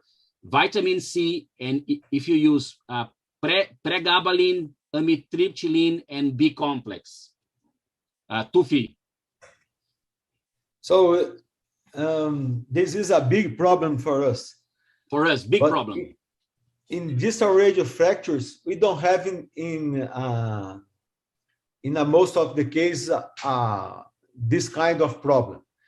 We have in the other kind of injuries, but for me, is a multi-professional treatment. Approach, yes, and, a multi-professional approach, yes. And we need to work together with the therapist and the physical therapist. I don't like to use a lot of kind of medicines for this problem. I think it's important to treat the pain. The most important for me to treat the pain. But I like to give some orientations for the patient, and it's important to hear the patient. I don't like to do the surgery and I will see next month or next week. It doesn't work for me. I have to stay close to my patients, and I have to spend my time to hear them. And the important for me is give medicines against the pain. The pain is the main problem. Sometimes we have a depression. It's terrible for us. Terrible to treat depression. Let me tell you something. I'm sorry to interrupt you, but I would manage that now. This is very serious. When I operate middle-aged ladies and I have CRPS and I have more experience than I wanted, I would mention that they develop psycho-emotional depression. This is described in literature. Medicine helps on that. Pregabalin helps on that. This is written in literature. Amitriptyline helps on that, and they sleep better. They tell me, I am sleeping better after you gave me amitriptyline. But you have to be very, I would say, you have to be very, very available for them, Dr. Tufi. I heard that from other hand surgeons. From a psycho-emotional point of view, they become weak, especially if we are talking about middle-aged women. I have a big experience with that. Many times I'm very serious. They cry on the medical appointment. And when you manage the pain and when you manage depression with medications, talking a lot, they get better. I heard that from so many older surgeons, and I see that very frequently. And I have a lot of patience to talk to them, to listen to them. It's very important. You know, when you have a lot of pain, many times, Dr. Tufi, psycho-emotional depression comes. This is written in the literature, and many people saw that. So I really want to listen to you guys. You see, Tufi, if you deal with upper limb trauma, I don't know, inferior limb, it's impossible not to have these problems. You fully agree with me. It's impossible not to have these complications. I am sure you suffer as I do, because it's not easy. It's not 5 minutes and in 5 days. It took months to get better. This is written in literature and in many papers. So I really want to listen to these wonderful trauma surgeons. Robinho, when you see, I don't know if the inferior limb and in the upper limb, and these patients, they get psycho-emotional depression. A lot of guys have seen this. How do you manage these cases physiotherapically, from a medicamentos point of view? I really want to listen to you and the other panelists. Sergio, I completely agree with you guys. I have some patients with this kind of problem. Here in our hospital, we work in a team, and we usually refer our patients to the anesthesiologist specialized in this kind of problems. He sometimes manage and with a combination of medicines, like you mentioned, and we usually perform some blocks as well, several blocks, and it takes sometimes 6, 7, 8 months to recover the function and for pain control and to recover the bone quality. So this is a huge problem for us as well. Yeah, Dr. Weinstein, I am sure you have seen cases like that. How do you manage them? I'm very interested because you do a lot of trauma. I only do upper limb trauma. And I want to know, Dr. Weinstein and Robinho, this is very common in the upper limb, but is this common in the inferior limb? Dr. Weinstein. It's not, it's not that common, but it happens sometimes.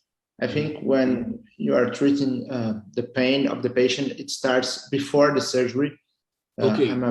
I'm a big fan of blocks and also preemptive anesthesia. I do a lot of hopivacaine and clonidine before surgery. So I think in most of the cases, when the patient has a lot of control of the pain and it can move much faster and uses much less medications afterwards, and we have less complication that we used to do, but that's just an opinion.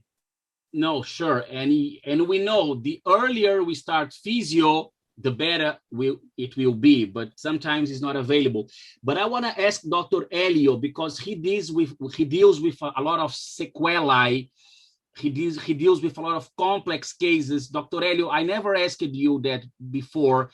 In spite of the orthopedic problems, when you see them with a lot of pain and sometimes reflex sympathetic dystrophy, Dr. Elio, how do you manage them? Do you have any different thoughts? You deal with so much complications. I'm very interested in your point of views regarding pain when you receive this sequelae, generally in the tibia, sometimes in the femur. How do you see that? The main reason for sympathetic syndromes in the lower limb, in my experience, are the patients with the lack of physio treatment. I think. I don't know, in the upper limbs, I have a limited experience in sympathetic syndromes in the upper limb, but in the lower limbs, most of the cases are related to lack of weight charge and physio mainly. The use of antidepressives and triptyline, I have a good experience with them. I think it's a good way to treat the complex pain and sympathetic syndromes. But I'm sorry not to add more in the discussion of the upper limbs. Oh no. But it's important. I have seen a few times, Dr. Robinson, as I like to say, foot or feet red as a tomato. A lot of edema, a lot of pain, and they develop, Dr. Robinson, something. It's not only pain, it's what we call dysesthesia. So whenever they put some trousers, some socks on the leg, they feel a lot of inching. This is different sensations that they should have. This is called dysesthesia. So it's difficult to manage that. Sometimes in the upper limb, I have more experience than I wanted. They say, if I put my sleeve upon my forearm, it itches too much. It brings difficult for me to wear, I would say, shirts, you know, with long sleeves on the forearm. So it's difficult, but as Dr. Tufi said, is multi-professional. Wow, we have to go to have good physio. I think that some medications is important. Vitamin C has a role for sure, but this is difficult. And before we go to the knee part, in which Dr. Elio and Dr.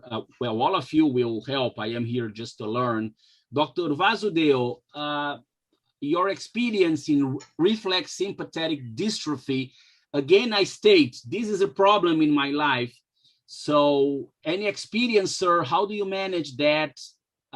Especially, sir, because it's interesting, you deal with wonderful results with poor patients, very poor patients who don't have good access or fast access to physio. It shall be a problem in your practice, I guess. How do you manage that, Dr. Vasudeo? It's a problem to the patient as well as to the surgeon who is treating. It is very difficult to convince them. So I give a short course of a steroid for at least for 3 weeks, 1 week, 3 times a day, for 1 week, 2 times a day, and 1 week, plus pregabalin, plus good physiotherapy, add some oil for massage and vitamin C and B complex. In 1.5 months, the problems more or less it's solved, and then patient he regains the confidence that he is going to be better and better. He does a better physiotherapy, and within 3-4 months, everything becomes not normal. You know, I'm gonna tell you something, sir, before we move to the knee part, in which you will all help me a lot. I learned something this year with a very good shoulder surgeon, which is when these patients, I guess, in the inferior limb also, when they develop so much pain because of reflex sympathetic dystrophy, they develop something which is called synesiophobia, fear of moving. And from a physiopathological point of view, if you have fear of moving, the diseases go in cycles. It's written in many books. So we have to break the cycle with motion, as all of you are mentioning. Dr. Tufi, he fully agrees with me. You break the cycle of CRPS with pain control and motion. And many times I have seen Dr. Robinson was mentioning some post-operative osteoporosis. I guess you were telling that, Dr. Robinson, because they are not using the limb, especially on the tibia. I have seen, and they are afraid to walk. And it's beautiful to see. I have seen sometimes when you manage pain and they start walking again after some months, the X-ray is much better in terms of osteoporosis. I'm sure you saw that, Dr. Robinson. Sure? Yes, completely sure. It's very, very challenging to deal with this kind of problem. Sure. Sometimes the patient presents chronic pain for several months and over a year, and sometimes the bone quality is very, very poor, and the recovery is very, very slow. So this is a challenge. It's very hard. Yes, and now we will move to the knee part, in which I'm here to learn. All of you guys are gonna help us too much. Dr. Elio has a big experience, so this is now. Let's see the secrets and the pearls on Hoffa fracture. This is something new to me. I'm very curious, and all of you guys are gonna help me too much. Okay, can I start? Yes. Can you see my screen? Yeah, you can start. You can start. Perfect. So thank you very much. It's a pleasure to be here among friends. This is my disclosure. I will talk about the Hoffa fracture.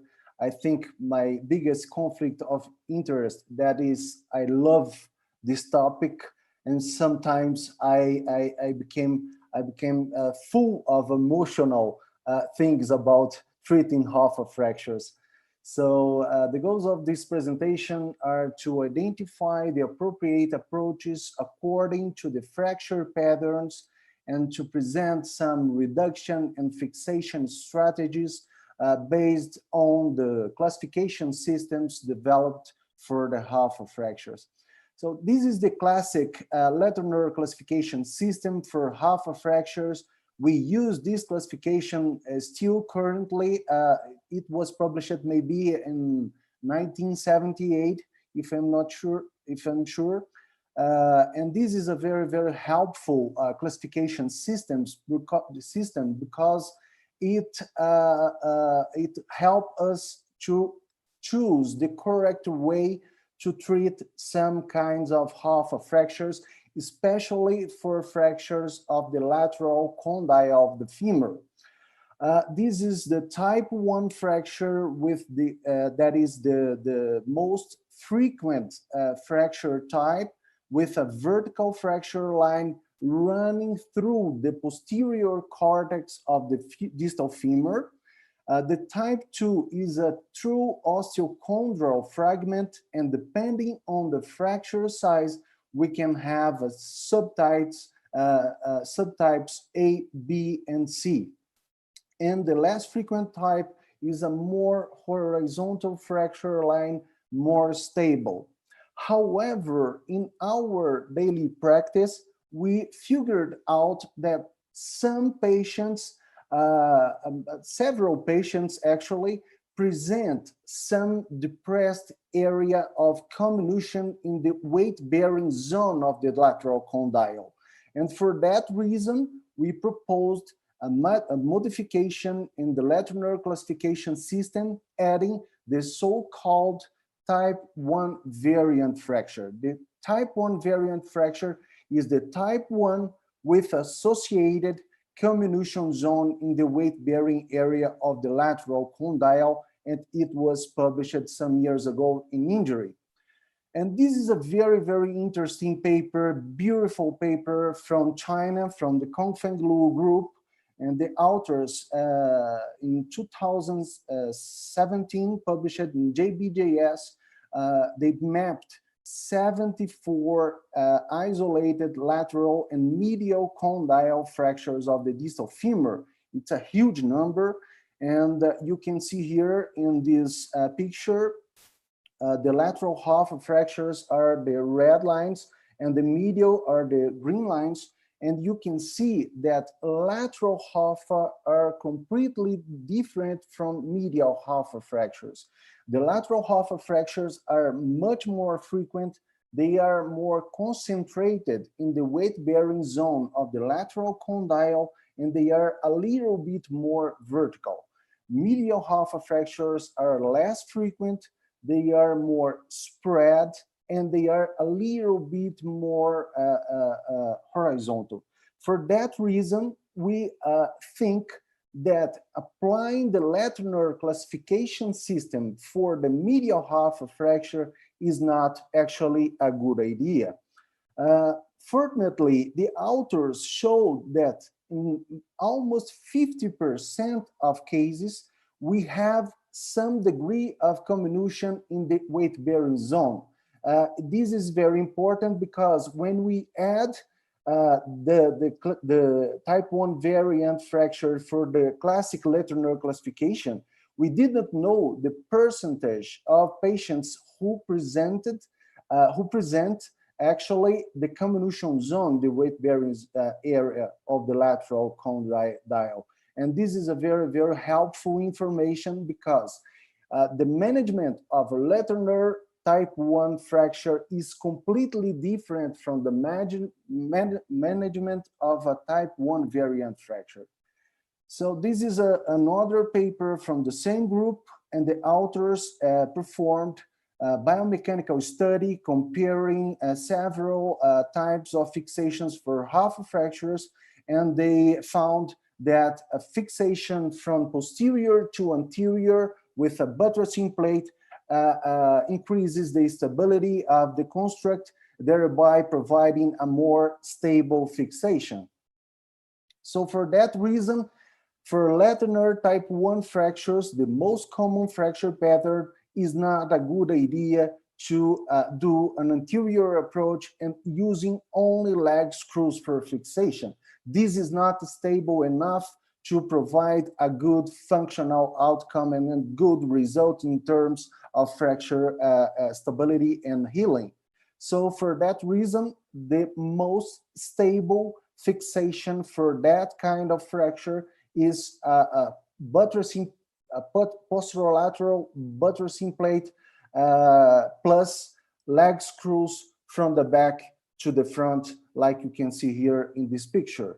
And this is the approach. It's not a challenging approach. The patient is usually put in prone positioning, and here you can see the proximal, the distal, the lateral, and the medial, and you can see the posterolateral approach with around 10 centimeters length. And the window is a very simple window between the iliotibial tract and the biceps tendon. For the vast majority of posterolateral Hoffa fractures, you don't need to identify the peroneal nerve. For the type 1 fracture, you just need to identify the interval that is a little bit more lateral between the iliotibial tract and the biceps tendon, and you can address the posterolateral surface of the distal femur easily to perform to fit your plate and buttress the fracture line. Here is the approach that is the same skin incision, but to address the osteochondral fragment of the Latour type 2 fractures, the approach is a little bit different. We go a little bit more medial at the interval between the biceps and the peroneal nerve. Because if you go medially, like you can see here, it's a little bit dangerous because you can have the possibility of an iatrogenic injury of the popliteal vessels. For that reason, we recommend using the window between the peroneal nerve and the biceps tendon, and you can safely address the osteochondral fragment of the Hoffa fracture. This is a video of a cadaver limb, and you can see the proximal, the distal, the popliteal fossa, and the skin incision posterolaterally. And this is the biceps and the peroneal nerve, and you can identify the interval between the iliotibial tract and the biceps tendon to apply your plate, and medially to the peroneal nerve you can address. But as I told you, I recommend using an approach a little bit more lateral between the nerve and the biceps, and it's safer. And here you can see a type 1 fracture managed with a posterolateral approach and the fixation using a buttressing plate plus a leg screw from the back to the front. For Latour type 2 fracture, type 1 variant fracture, the management is different, because if you go posteriorly with a posterolateral simple approach, you can't address the central zone of comminution. And usually this fragment is a huge fragment, it's a big fragment, and you have to address this fragment to perform the reduction and proper fixation. So here you can see the type 1 variant fracture, and this is a patient. You can see the CT scan where a considerable fragment in between the Hoffa and the anterior part of the femur, and we addressed using the posterolateral approach to apply our buttressing plate and some leg screws from the posterior to anterior, and we performed the Gerdy's tubercle osteotomy. The Gerdy's tubercle osteotomy is the way to address the central zone of comminution to apply some leg screws, like you can see here in this figure, and here the Herbert screws applied from distal to proximal to fix the central zone of comminution. And this is the X-ray, and this is the fixation of the osteotomy with a 3.5 millimeter screw with a washer, And 4 months post-operatively, you can see this result, and the patient walking with a very reasonable result and coming back to the functional activities. For Letourneur type 2 fractures, using anterior approaches and fixing from anterior to posterior is completely contraindicated because of the threads of the screws will not bypass the fracture line, and you have not efficient compression of the fracture, and you have no stability. And the incidence of reduction failure and fixation failure using anterior to posterior screws for half a fracture is extremely high. And for that reason, the recommendation is using the interval between the nerve and the biceps and using leg screws from posterior to anterior, like you can see here. And you have to use countersink screws to cover, to not damage the cartilage of the patient, the articular surface of the knee. So for Letourneur type 1 variant and for Letourneur type 3 fractures, our approach is a little bit different. We usually do an anterolateral parapatellar approach, and we can address the central zone of comminution or the Letourneur type 3 fracture from the front. So this is a more familiar approach for us. This is safer, but the problem when using anterior approach to treat Hoffa fractures is that the reduction of a Hoffa fracture is performed with the knee in full extension. And to see a Hoffa fracture using an anterolateral approach, you have to put the knee in full flexion and you increase the displacement of the Hoffa fragment. So the challenge is the reduction. It's much more easier, it's much more familiar for us, but the reduction is challenging because you have to apply a Weber clamp to perform your reduction, and sometimes you have to apply some force, and it's a little bit hard to get the reduction, but it's a very, very interesting technique using anterior to posterior leg screws combined with this horizontal plate. It's a simple 1/3 tubular plate, locked or unlocked plate, and you can address some degree of stability to increase the stiffness of your construct, thereby diminishing the risk of fixation failure.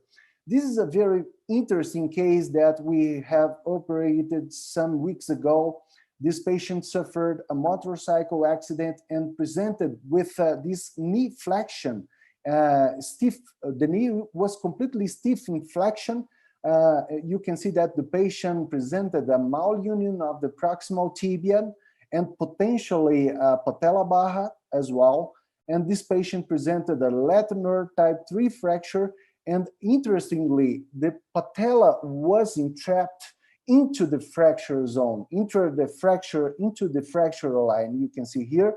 And the mechanism of injury was a knee flexion with the patella entrapment into the fracture zone. So this is very rare. I noticed that there is a publication from India with the same mechanism, the same case, very, very interesting and rare case of Hoffa fracture. So we addressed the fracture from the front using the anterolateral parapatellar approach. And here in this picture, you can see the patella into the fracture zone. And we applied the Weber clamp to perform the reduction. It was challenging, it was not easy. And the fixation was performed with anterior to posterior leg screws combined with a Herbert screw to address the fixation of a small osteochondral fragment. And we applied the concept of the horizontal plate to enhance the stability and the stiffness of the construct. And here you can see the anatomic reduction and the stable fixation of the fracture. we are actually doing a biomechanical study comparing these kinds of fractures, this kind of fixations, these 4 fixation methods for Hoffa'S fractures, and we hope that we have the answer of the real role of the horizontal plate in the treatment and the management of Hoffa'S fractures in the near future. This is another interesting case. This patient is 60 years old. He presented with this kind of Hoffa'S fracture. He was treated in another hospital. It was performed, it was actually a Latourneur type 1 variant fracture as well. And he was managed with leg screws from the front to the back, and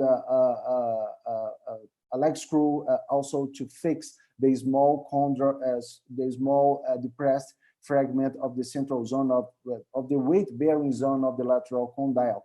And like you can see here, 4 months later, the patient presented with a valgus deformity and a knee stiffness and severe pain and claudication. And I was thinking with my partner, Gidio Santana, that he does trauma with me and in our hospital, and he was thinking with me, and what is the best way to treat this patient?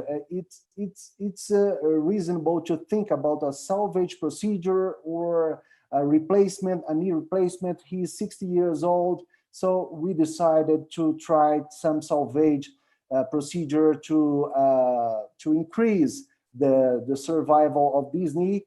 And we did this CT scan, and you can see here the malunion of the Hoffa'S fracture and the depressed zone with a very, very symptomatic malunion around the knee. And we prototyped the CT scan for a better understanding of the fracture pattern. Sometimes we do that. I think it's maybe an overkill, but it seems like it clarifies my preoperative planning on what is the correct plane for osteotomy. It makes easier my way to treat the malunion when I do the prototype, and sometimes we use this interesting tool. And we decided to put the patient in lateral positioning, like you can see here. We performed a double approach, anterolateral and posterolateral approach. Like you can see here, we applied a K-wire just in the level of the deformity and the plane of the Hoffa'S malunion. Here you can see the osteotomy, the chisel crossing, running across the malunion site, and after correction of the valgus after correction of the deformity, we applied some K-wires from the front to the back to maintain the reduction, and we addressed the depressed zone to perform a restoration of the curve of the distal femur using this osteotomy and this chisel, like you can see here. And we performed the osteotomy and applied a small fragment plates, a 2-0 from the handset, small fragment plates to fix the small osteochondral fragment. And we applied our horizontal belt plate to enhance the stability of the construct. Unfortunately, we missed the follow-up of this patient. We noticed that he is, after 4 years, free of a knee replacement, but we have no radiographs, current radiographs of these patients, unfortunately. For medial Hoffa'S fractures, as I told you, and it was very, very well shown in the paper of the Kongfeng Luo group, the medial Hoffa'S fractures are completely different, and for that reason, we have proposed a new classification system to address the medial Hoffa'S fractures in combinations with colleagues from Argentina, from Rio, and from Germany. And we proposed these simple, very simple classification systems with just two types. Type 1 is a true osteochondral fragment, and type 2 is seems like the lateral type 1 fracture with some piece of it's a little bit more vertical, a bigger fragment with some piece of metaphyseal fragment, like you can see here. And we added the type 1C and the type 2C when we have comminution. Well, if you have comminution, you just need to add the C. And we have thereby two types of medial Hoffa fractures, the true osteochondral and the bigger fragment, like you can see. And if you have a comminution, we add the type C. So it was published in the Journal of Trauma of Germany. And you can see here our treatment algorithm is using a subvastus approach for these type 2 fractures. And you can apply a buttressing plate, like you can see here. And you can address distally the osteochondral fragment using the so-called Gao approach. That is the interval between the medial caput of the gastrocnemius, the medial head of the gastrocnemius, and the gracilis tendon. So using these both windows, the subvastus approach, you can apply a buttressing plate, and more distally, in between the gracilis and the medial gastroc, you can address the osteochondral fragment to apply some leg screws from posterior to anterior. And if you have a comminution type 1C or type 2C, our approach is with the patient supine, and we perform a long medial approach, and we use as a reference, as a parameter, the MCL, and we can address the anterolateral window and anteromedial and the posteromedial windows using this extensile medial approach published by the group of Seattle. And it's very, very interesting because we can address both windows using the same skin incision, that is the so-called Viscontas approach.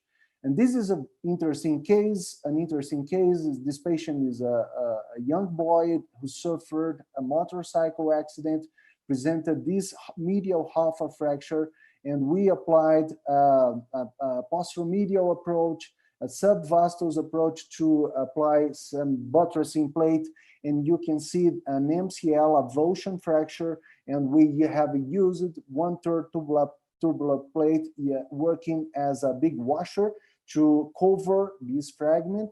And you can see here the Gao approach to address 3 leg screws from posterior to anterior, and you can see the anatomic reduction and stable fixation, and the patient 1 year later with a very, very reasonable functional outcome. And this is the last case, a 19-year-old boy who suffered also a motorcycle accident. He presented with an open fracture around the knee, and he was treated in the emergency with debridement, fluid irrigation, and external fixation for local damage control. And after recovery of the soft tissues, we performed the fixation using this protocol. Like you can see here, this is a type 1 fracture, and we performed the Gao approach between the gracilis and the medial gastroc, and you can see the small window, but we can address the small piece of medial Hoffa to perform the fixation from posterior to anterior, and we applied a buttressing plate in the distal femur, like you can see here, a distal radius plate, just to buttress an avulsion fracture of the lateral condyle of the femur. And you can see here the fixation of the tibial plateau as well. I recognize that probably I would fix also the posterolateral fragment of the tibial plateau, but this surgical procedure was extremely time demanding, and I decided to not fix the posterolateral tibial plateau. And despite of this patient evolved very well with a very reasonable result, even with a severe and complex fracture pattern like you can see here.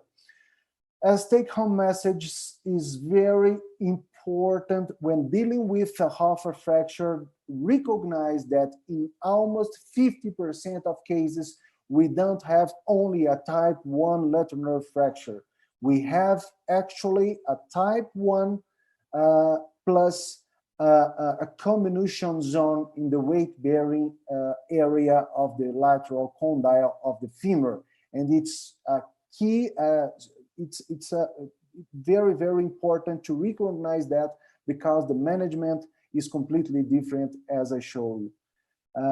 Whenever possible, when using fixation, when fixing Hoffa'S fractures, it's important to address the fragment from the back to the front, from posterior to anterior, because, as I showed you, biomechanical studies that have shown that the mechanical stability of a posterior fixation is much more efficient.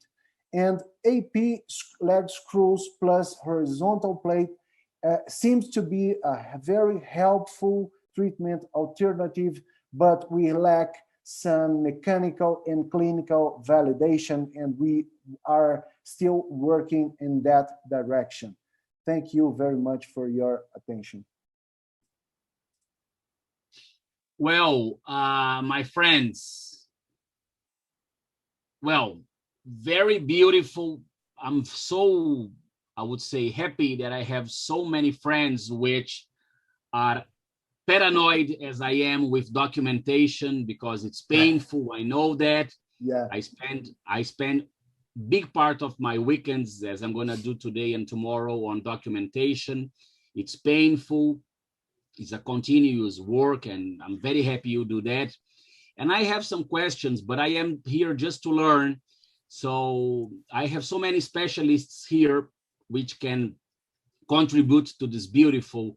And I want to start with Dr. Weinstein, because you must have a lot of things to say. And I have some questions in the end, but I'm sure you will help us a lot in this beautiful and complex topic. We want to listen to you, your doubts, your contributions, and your comments on this difficult topic, Dr. Weinstein. Well, Dr. Robinson, it's a pleasure. Fantastic lesson. I think everyone knows Dr. Robinson. He has more than 100 PubMed indexed papers. So it's completely amazing. One thing that just besides the fracture classification that I'm really interested in, it's 3D printing, so you can prepare to your cases. I'm a big fan of 3D printing. You can just check on Use It, Fix It on Instagram. They just send you the 3D models for you as well. You can find it anywhere, maybe in India also. And how do you do that? How do you do that in your daily practice?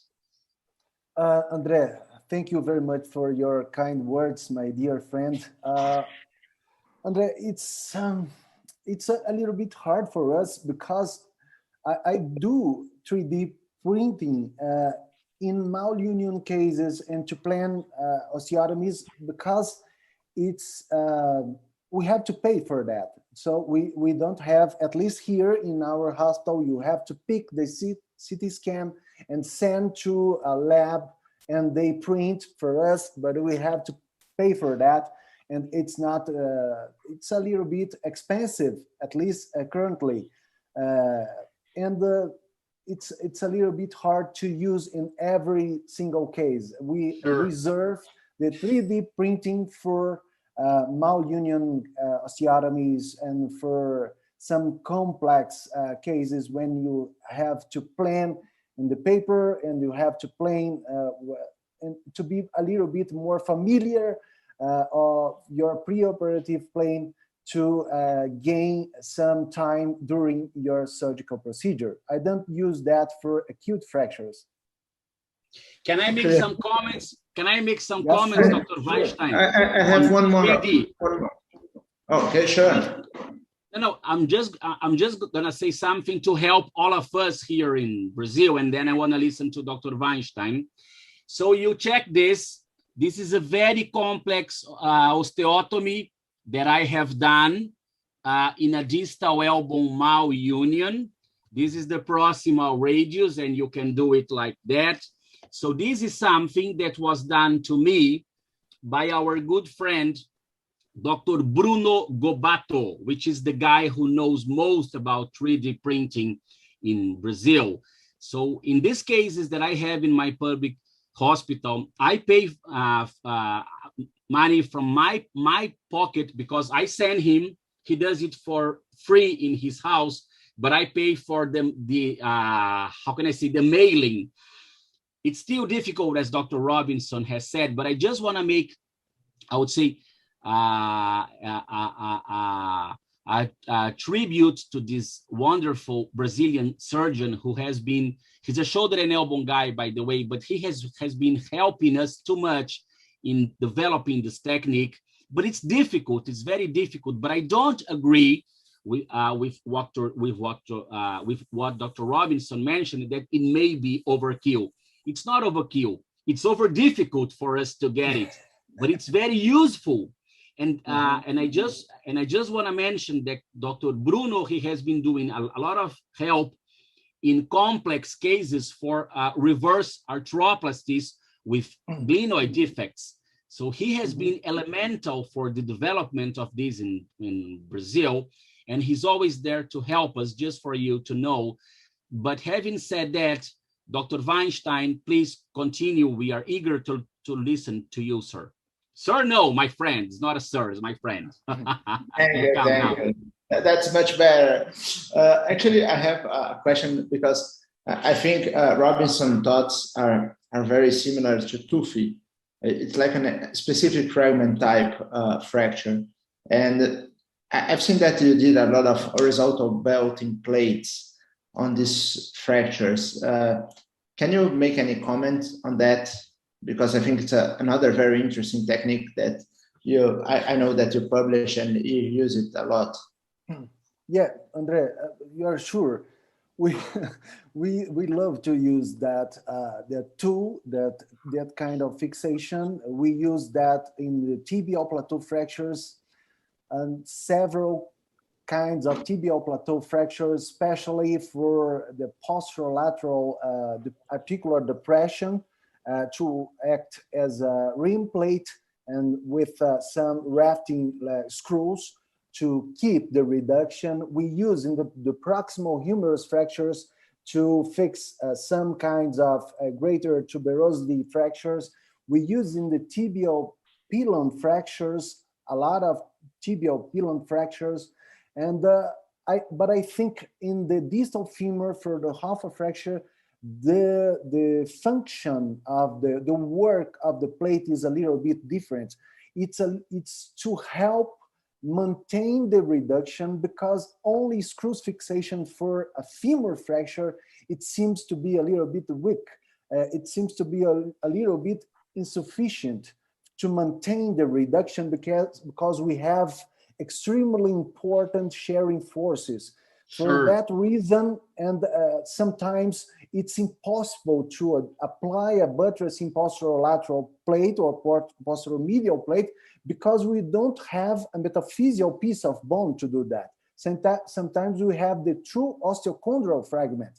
So I think this is the key message of the horizontal plate, is to apply a perpendicular implant, to apply at least 2 screws to increase the stiffness of the construct and thereby diminishing the risk of fixation failure. So I love this technique.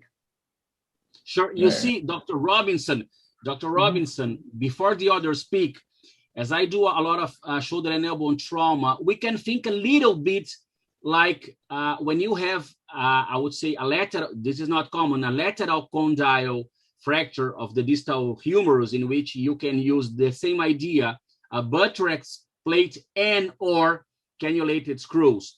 I think that the idea is the same, okay? But the thing is, I noticed that you didn't use washers in any of the leg screws, even when they are not articular. Any reason for not using washers, Robinson? So no, Sergio, in the vast majority of Hoffa fractures, these screws are articular. Okay, so this is almost impossible to use that. Okay, Sometimes yes. I prefer to use when I do osteotomies. So okay. Or if I have some degree of comminution to increase the footprint area. And sometimes we use plates, small plates, as big washers to increase this footprint area. And sometimes we use at least calcaneal plates because the footprint area is a little bit bigger, and to cover the entire fracture fragments and to cover and to contain the fracture fragments. Yeah, to give stability to the construct. Dr. Elio, as a very talented Elizarov and reconstructive surgeon, any thoughts about this? It interests me, the vision of a reconstructive and Elizarov surgeon. Any experience on managing this in a different way? I really want to listen to you. First, I would like to congratulate Robinson for a brilliant presentation. But in my experience, I think the Hoffa fractures, they must be openly reduced. So I think to apply an external fixator to a Hoffa fracture is a little bit too much. It's too much. It's wrong. So in cases where I have a Hoffa fracture associated with other fractures of the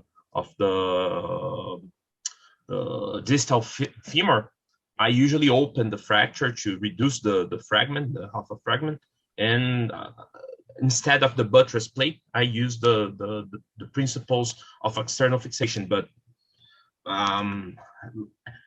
I think as Hobson said, it's an articular fracture. So the use of external fixator in this case is very limited. And Dr. Vasudeo, I'm sure you have experience in this, in your complex cases. What do you have to say about this, sir? Robinson, your presentation is excellent. It is a crystal clear, and algorithm is also very nicely described, and it is well within the limits of the ordinary average orthopedic surgeon to understand. The basic principle is of any intra-articular fracture is open reduction and stable fixation. And whatever the possibility you may get, whether screw, plate, or combination, single, double, triple, that should be done to preserve the anatomy and for early mobilization. So your idea of combining two together, that is plate, whatever it may be, whether it is not giving a very rigid fixation, but it helps in stable fixation ancillary with the screw fixation, I liked it very much. And about the calcaneal fracture, the calcaneal plate you mentioned, I have done it in 2 cases. It works wonder. It works wonder because there are very many screw holes are there, and the plate is also of a zigzag origin, so that it fits. You have a different kind of plates of a calcaneum, so that it fits very well in the condyle as well as in the metaphyseal area. There is a good idea, because I have no much experience about this. But next time, whenever I come, a large fragment, probably calcaneal plate, may have a place in the Hoffa'S type of fracture. You know, sir, just a second, because I want Robinson to comment on that. I learned it with Robinson in the beginning of the year when we did the scapula webinar, scapula fracture, that he uses the foot and ankle set plates in the scapula sometimes. And that is something very interesting, because you can use something designed to one part of the body to other parts of the body. You can use that in very specific spine of the scapula fractures. Dr. Robinson was mentioning that. So this is something very interesting for us to think about. And now I'm learning with Dr. Robinson that we can use not only the foot and ankle kit in the scapula, but even in the knee. I don't do knees, of course, but this is very, very interesting. But one thing that I would ask you guys, because I have a lot of experience, much more than I wanted to, with elbow stiffness, and I know how difficult it is to deal with that. I am absolutely sure that sometimes, Dr. Robinson, you have some remaining stiffness cases after 6 months or 8 months. I guess it's impossible for you or any guy who does this not to have such issues. So how do you manage that? How has the Jude procedure evolved nowadays? I want to listen to you. I want to listen to Dr. Elio, because as an external fixator specialist, because in the end of the story, Dr. Robinho, in the end of the story, sometimes we evolve with serious knee stiffness. I don't know, after 1 year or 7 or almost 1 year, and how to manage that when it's very limiting for walking. Sergio, this is actually a problem that we deal with in our daily practice. Fortunately, it's not so common with the Hoffa fractures. Okay. Sometimes we have some difficult gain of extension, of full extension, especially when we apply posterior approaches. And if I see that the patient is not doing very well with some 3 or 4 weeks, I go with the patient. No, weeks.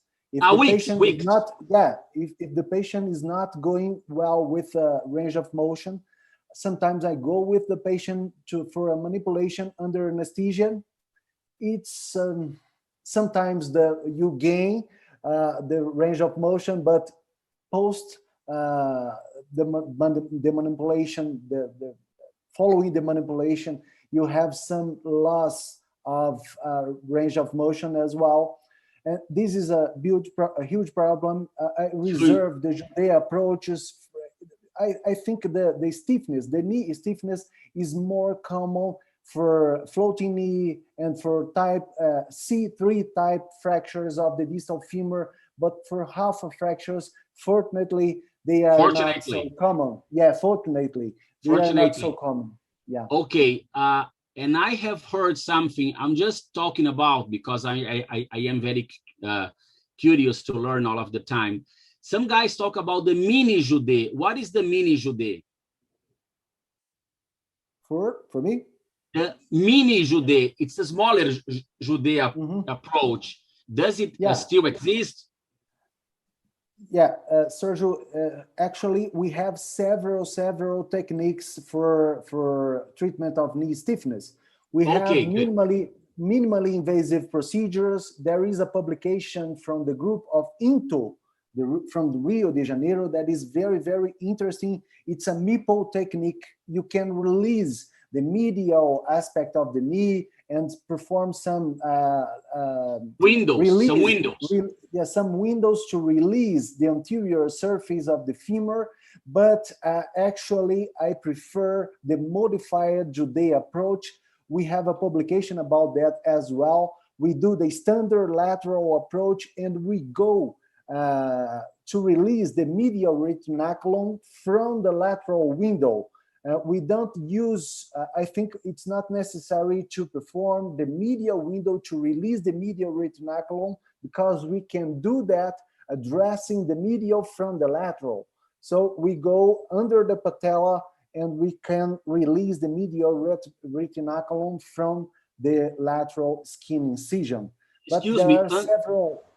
Okay, but you mean under the patella or under the quadricipital tendon?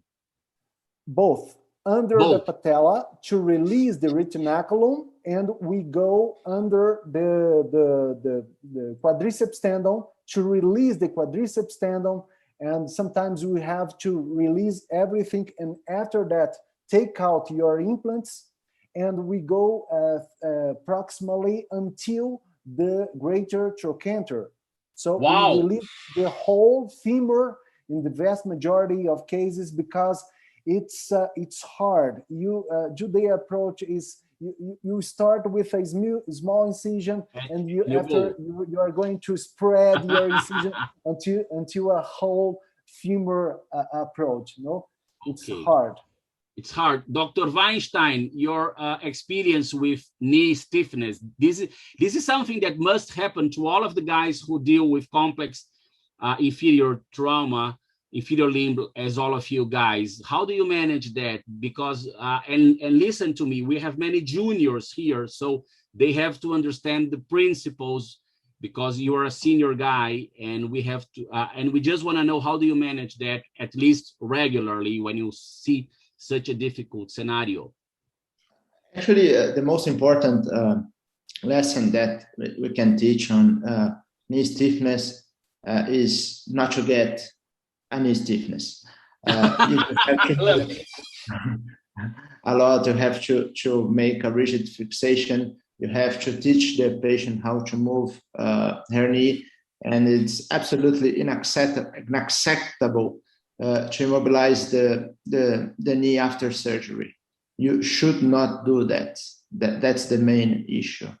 After you have one, you have a lot of approaches. You have arthroscopic releases. That it's something very interesting. And Jude, it's also an option, but it's a very aggressive one. The thing is, 10 years ago, we did one in our public hospital in which I work with Dr. Elio, we were discussing, because it's an arthroscopic procedure extra-articular. So we would call it an endoscopic procedure, just to mention the terminology. But I guess that you were telling me that. And what we did over that time is that we passed a tourniquet, and we passed a Steinman pin or a Elizarov pin very high for the tourniquet not to come distal. And then we did it arthroscopically or endoscopically, and the patient got really better. So I guess that, how is this nowadays? Is it nice? And I'm sorry, we did it not with saline, with CO2. How do you say, like laparoscopy? I don't know how to say CO2 in English, but the thing is with gas. It was so interesting. Any clues about this, Dr. Weinstein, Robinho? Yes, Professor Pacola has a paper on that, and Pacola has published that a lot of years ago. He uses the tourniquet and also the Steinman pin. I think it's an option, but the main thing is you don't have to get knee stiffness. That's something that if you want to prevent the event, it's much better.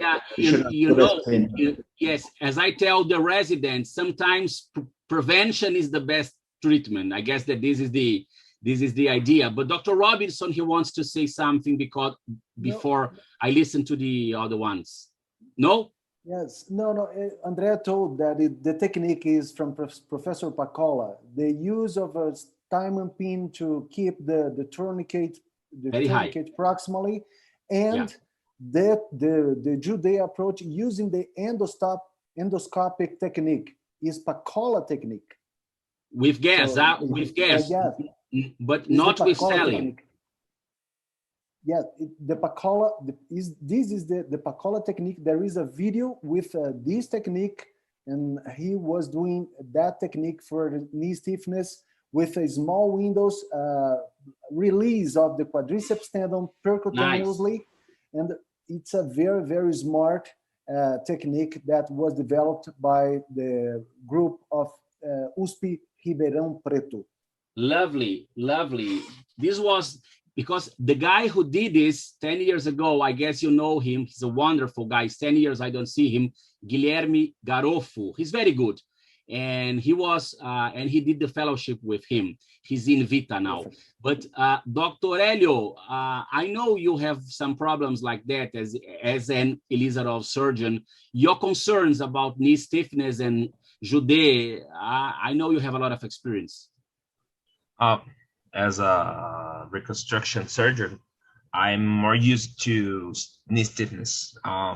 Mainly in the public services, we don't have a lot of physio to indicate to the patients, but as Dr. André told, it's better not to have the stiffness. So Sure. when I'm planning distal femur fracture, usually I extend my fixation to the tibia, and in the course of 8 weeks, we maintain the knee in extension, in arthro distraction. We maintain the fixation in distraction, and after 8 weeks, we go to the surgical to the operative room, and we manipulate the knee. In most of the cases, I have a little bit of knee stiffness, but it's better than a non-manipulated knee. So I think the best way to prevent knee stiffness is a very close segment with the patient. We have to maintain a routine of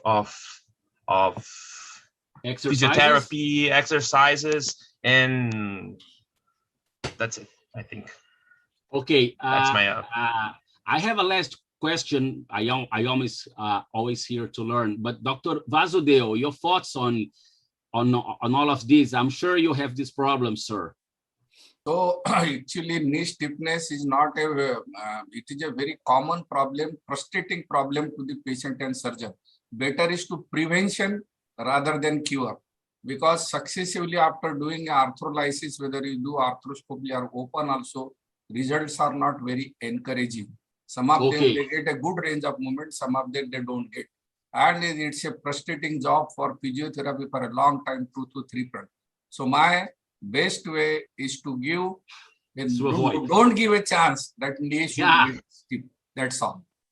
Okay, and my last question, because I have heard sometimes from Dr. Helio, because we work together, that as I understand, there is a role of arthrodiastasis to avoid some kind of stiffness in the ankle and in the knee.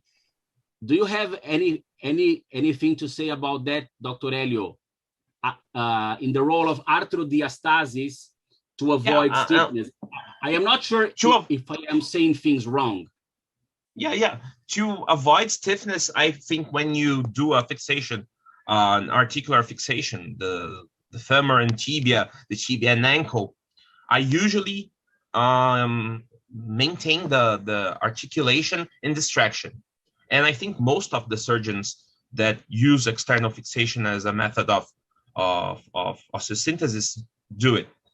But to treat an already stiff articulation, the arthrodiastasis,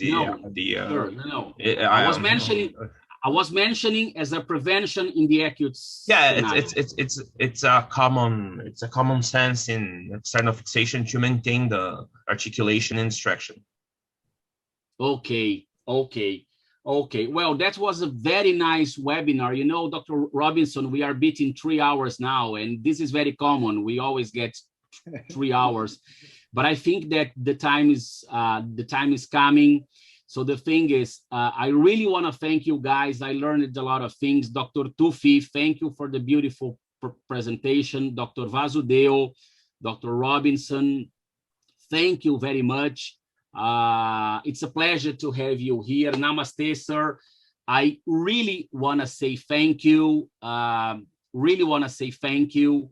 I hope I have you guys in other ones. I am starting a series from September to November in arthroscopy stuff in the shoulder, because this has been, Robinho, a whole year of trauma. We have done 4, and Dr. Robinson, he has been with me in 3 of the 4, and Dr. Vasudeo, this is the second, Dr. Elliot, this is the second, Dr. Weinstein, this is the first, but not the last, okay, I hope. And Dr. Tufi, I'm counting on you to other staff. It's a pleasure to me. It doesn't matter, as I always say, to have such a big tool as Ortho TV if we don't have right people to say right things. I'm so happy, and that my project after 4 years now, it's growing not only in shoulder and elbow, and in the shoulder girdle, but to other stuff. And I really want to say thank you. I just want you two guys to say goodbye. I'm sure we have more than 1,000. So if you have anything to say, Dr. Robinson, Dr. Andre, Dr. Robinson, you have 1 minute to say whatever you want. You can shoot me. You can shoot me. No, thank you, Sergio. Thanks for inviting me. It was an amazing webinar. Thank you for the opportunity. Thanks, Ortho TV. Our dear friends, it was a pleasure to be here among you guys. And thank you, the orthopedic surgeons from India, from South America. And we hope that we can be here again as soon as possible. Okay. Thank you very much, Dr. Weinstein. It was a pleasure to have you here. A pleasure. Okay. Namaste. Namaste. And I just no, Dr. Andre wants to say something. Yes, thank you very much for the invitation. It was an honor. Namaste. Apta din shubho. Fantastic. Apta din shubho. Okay.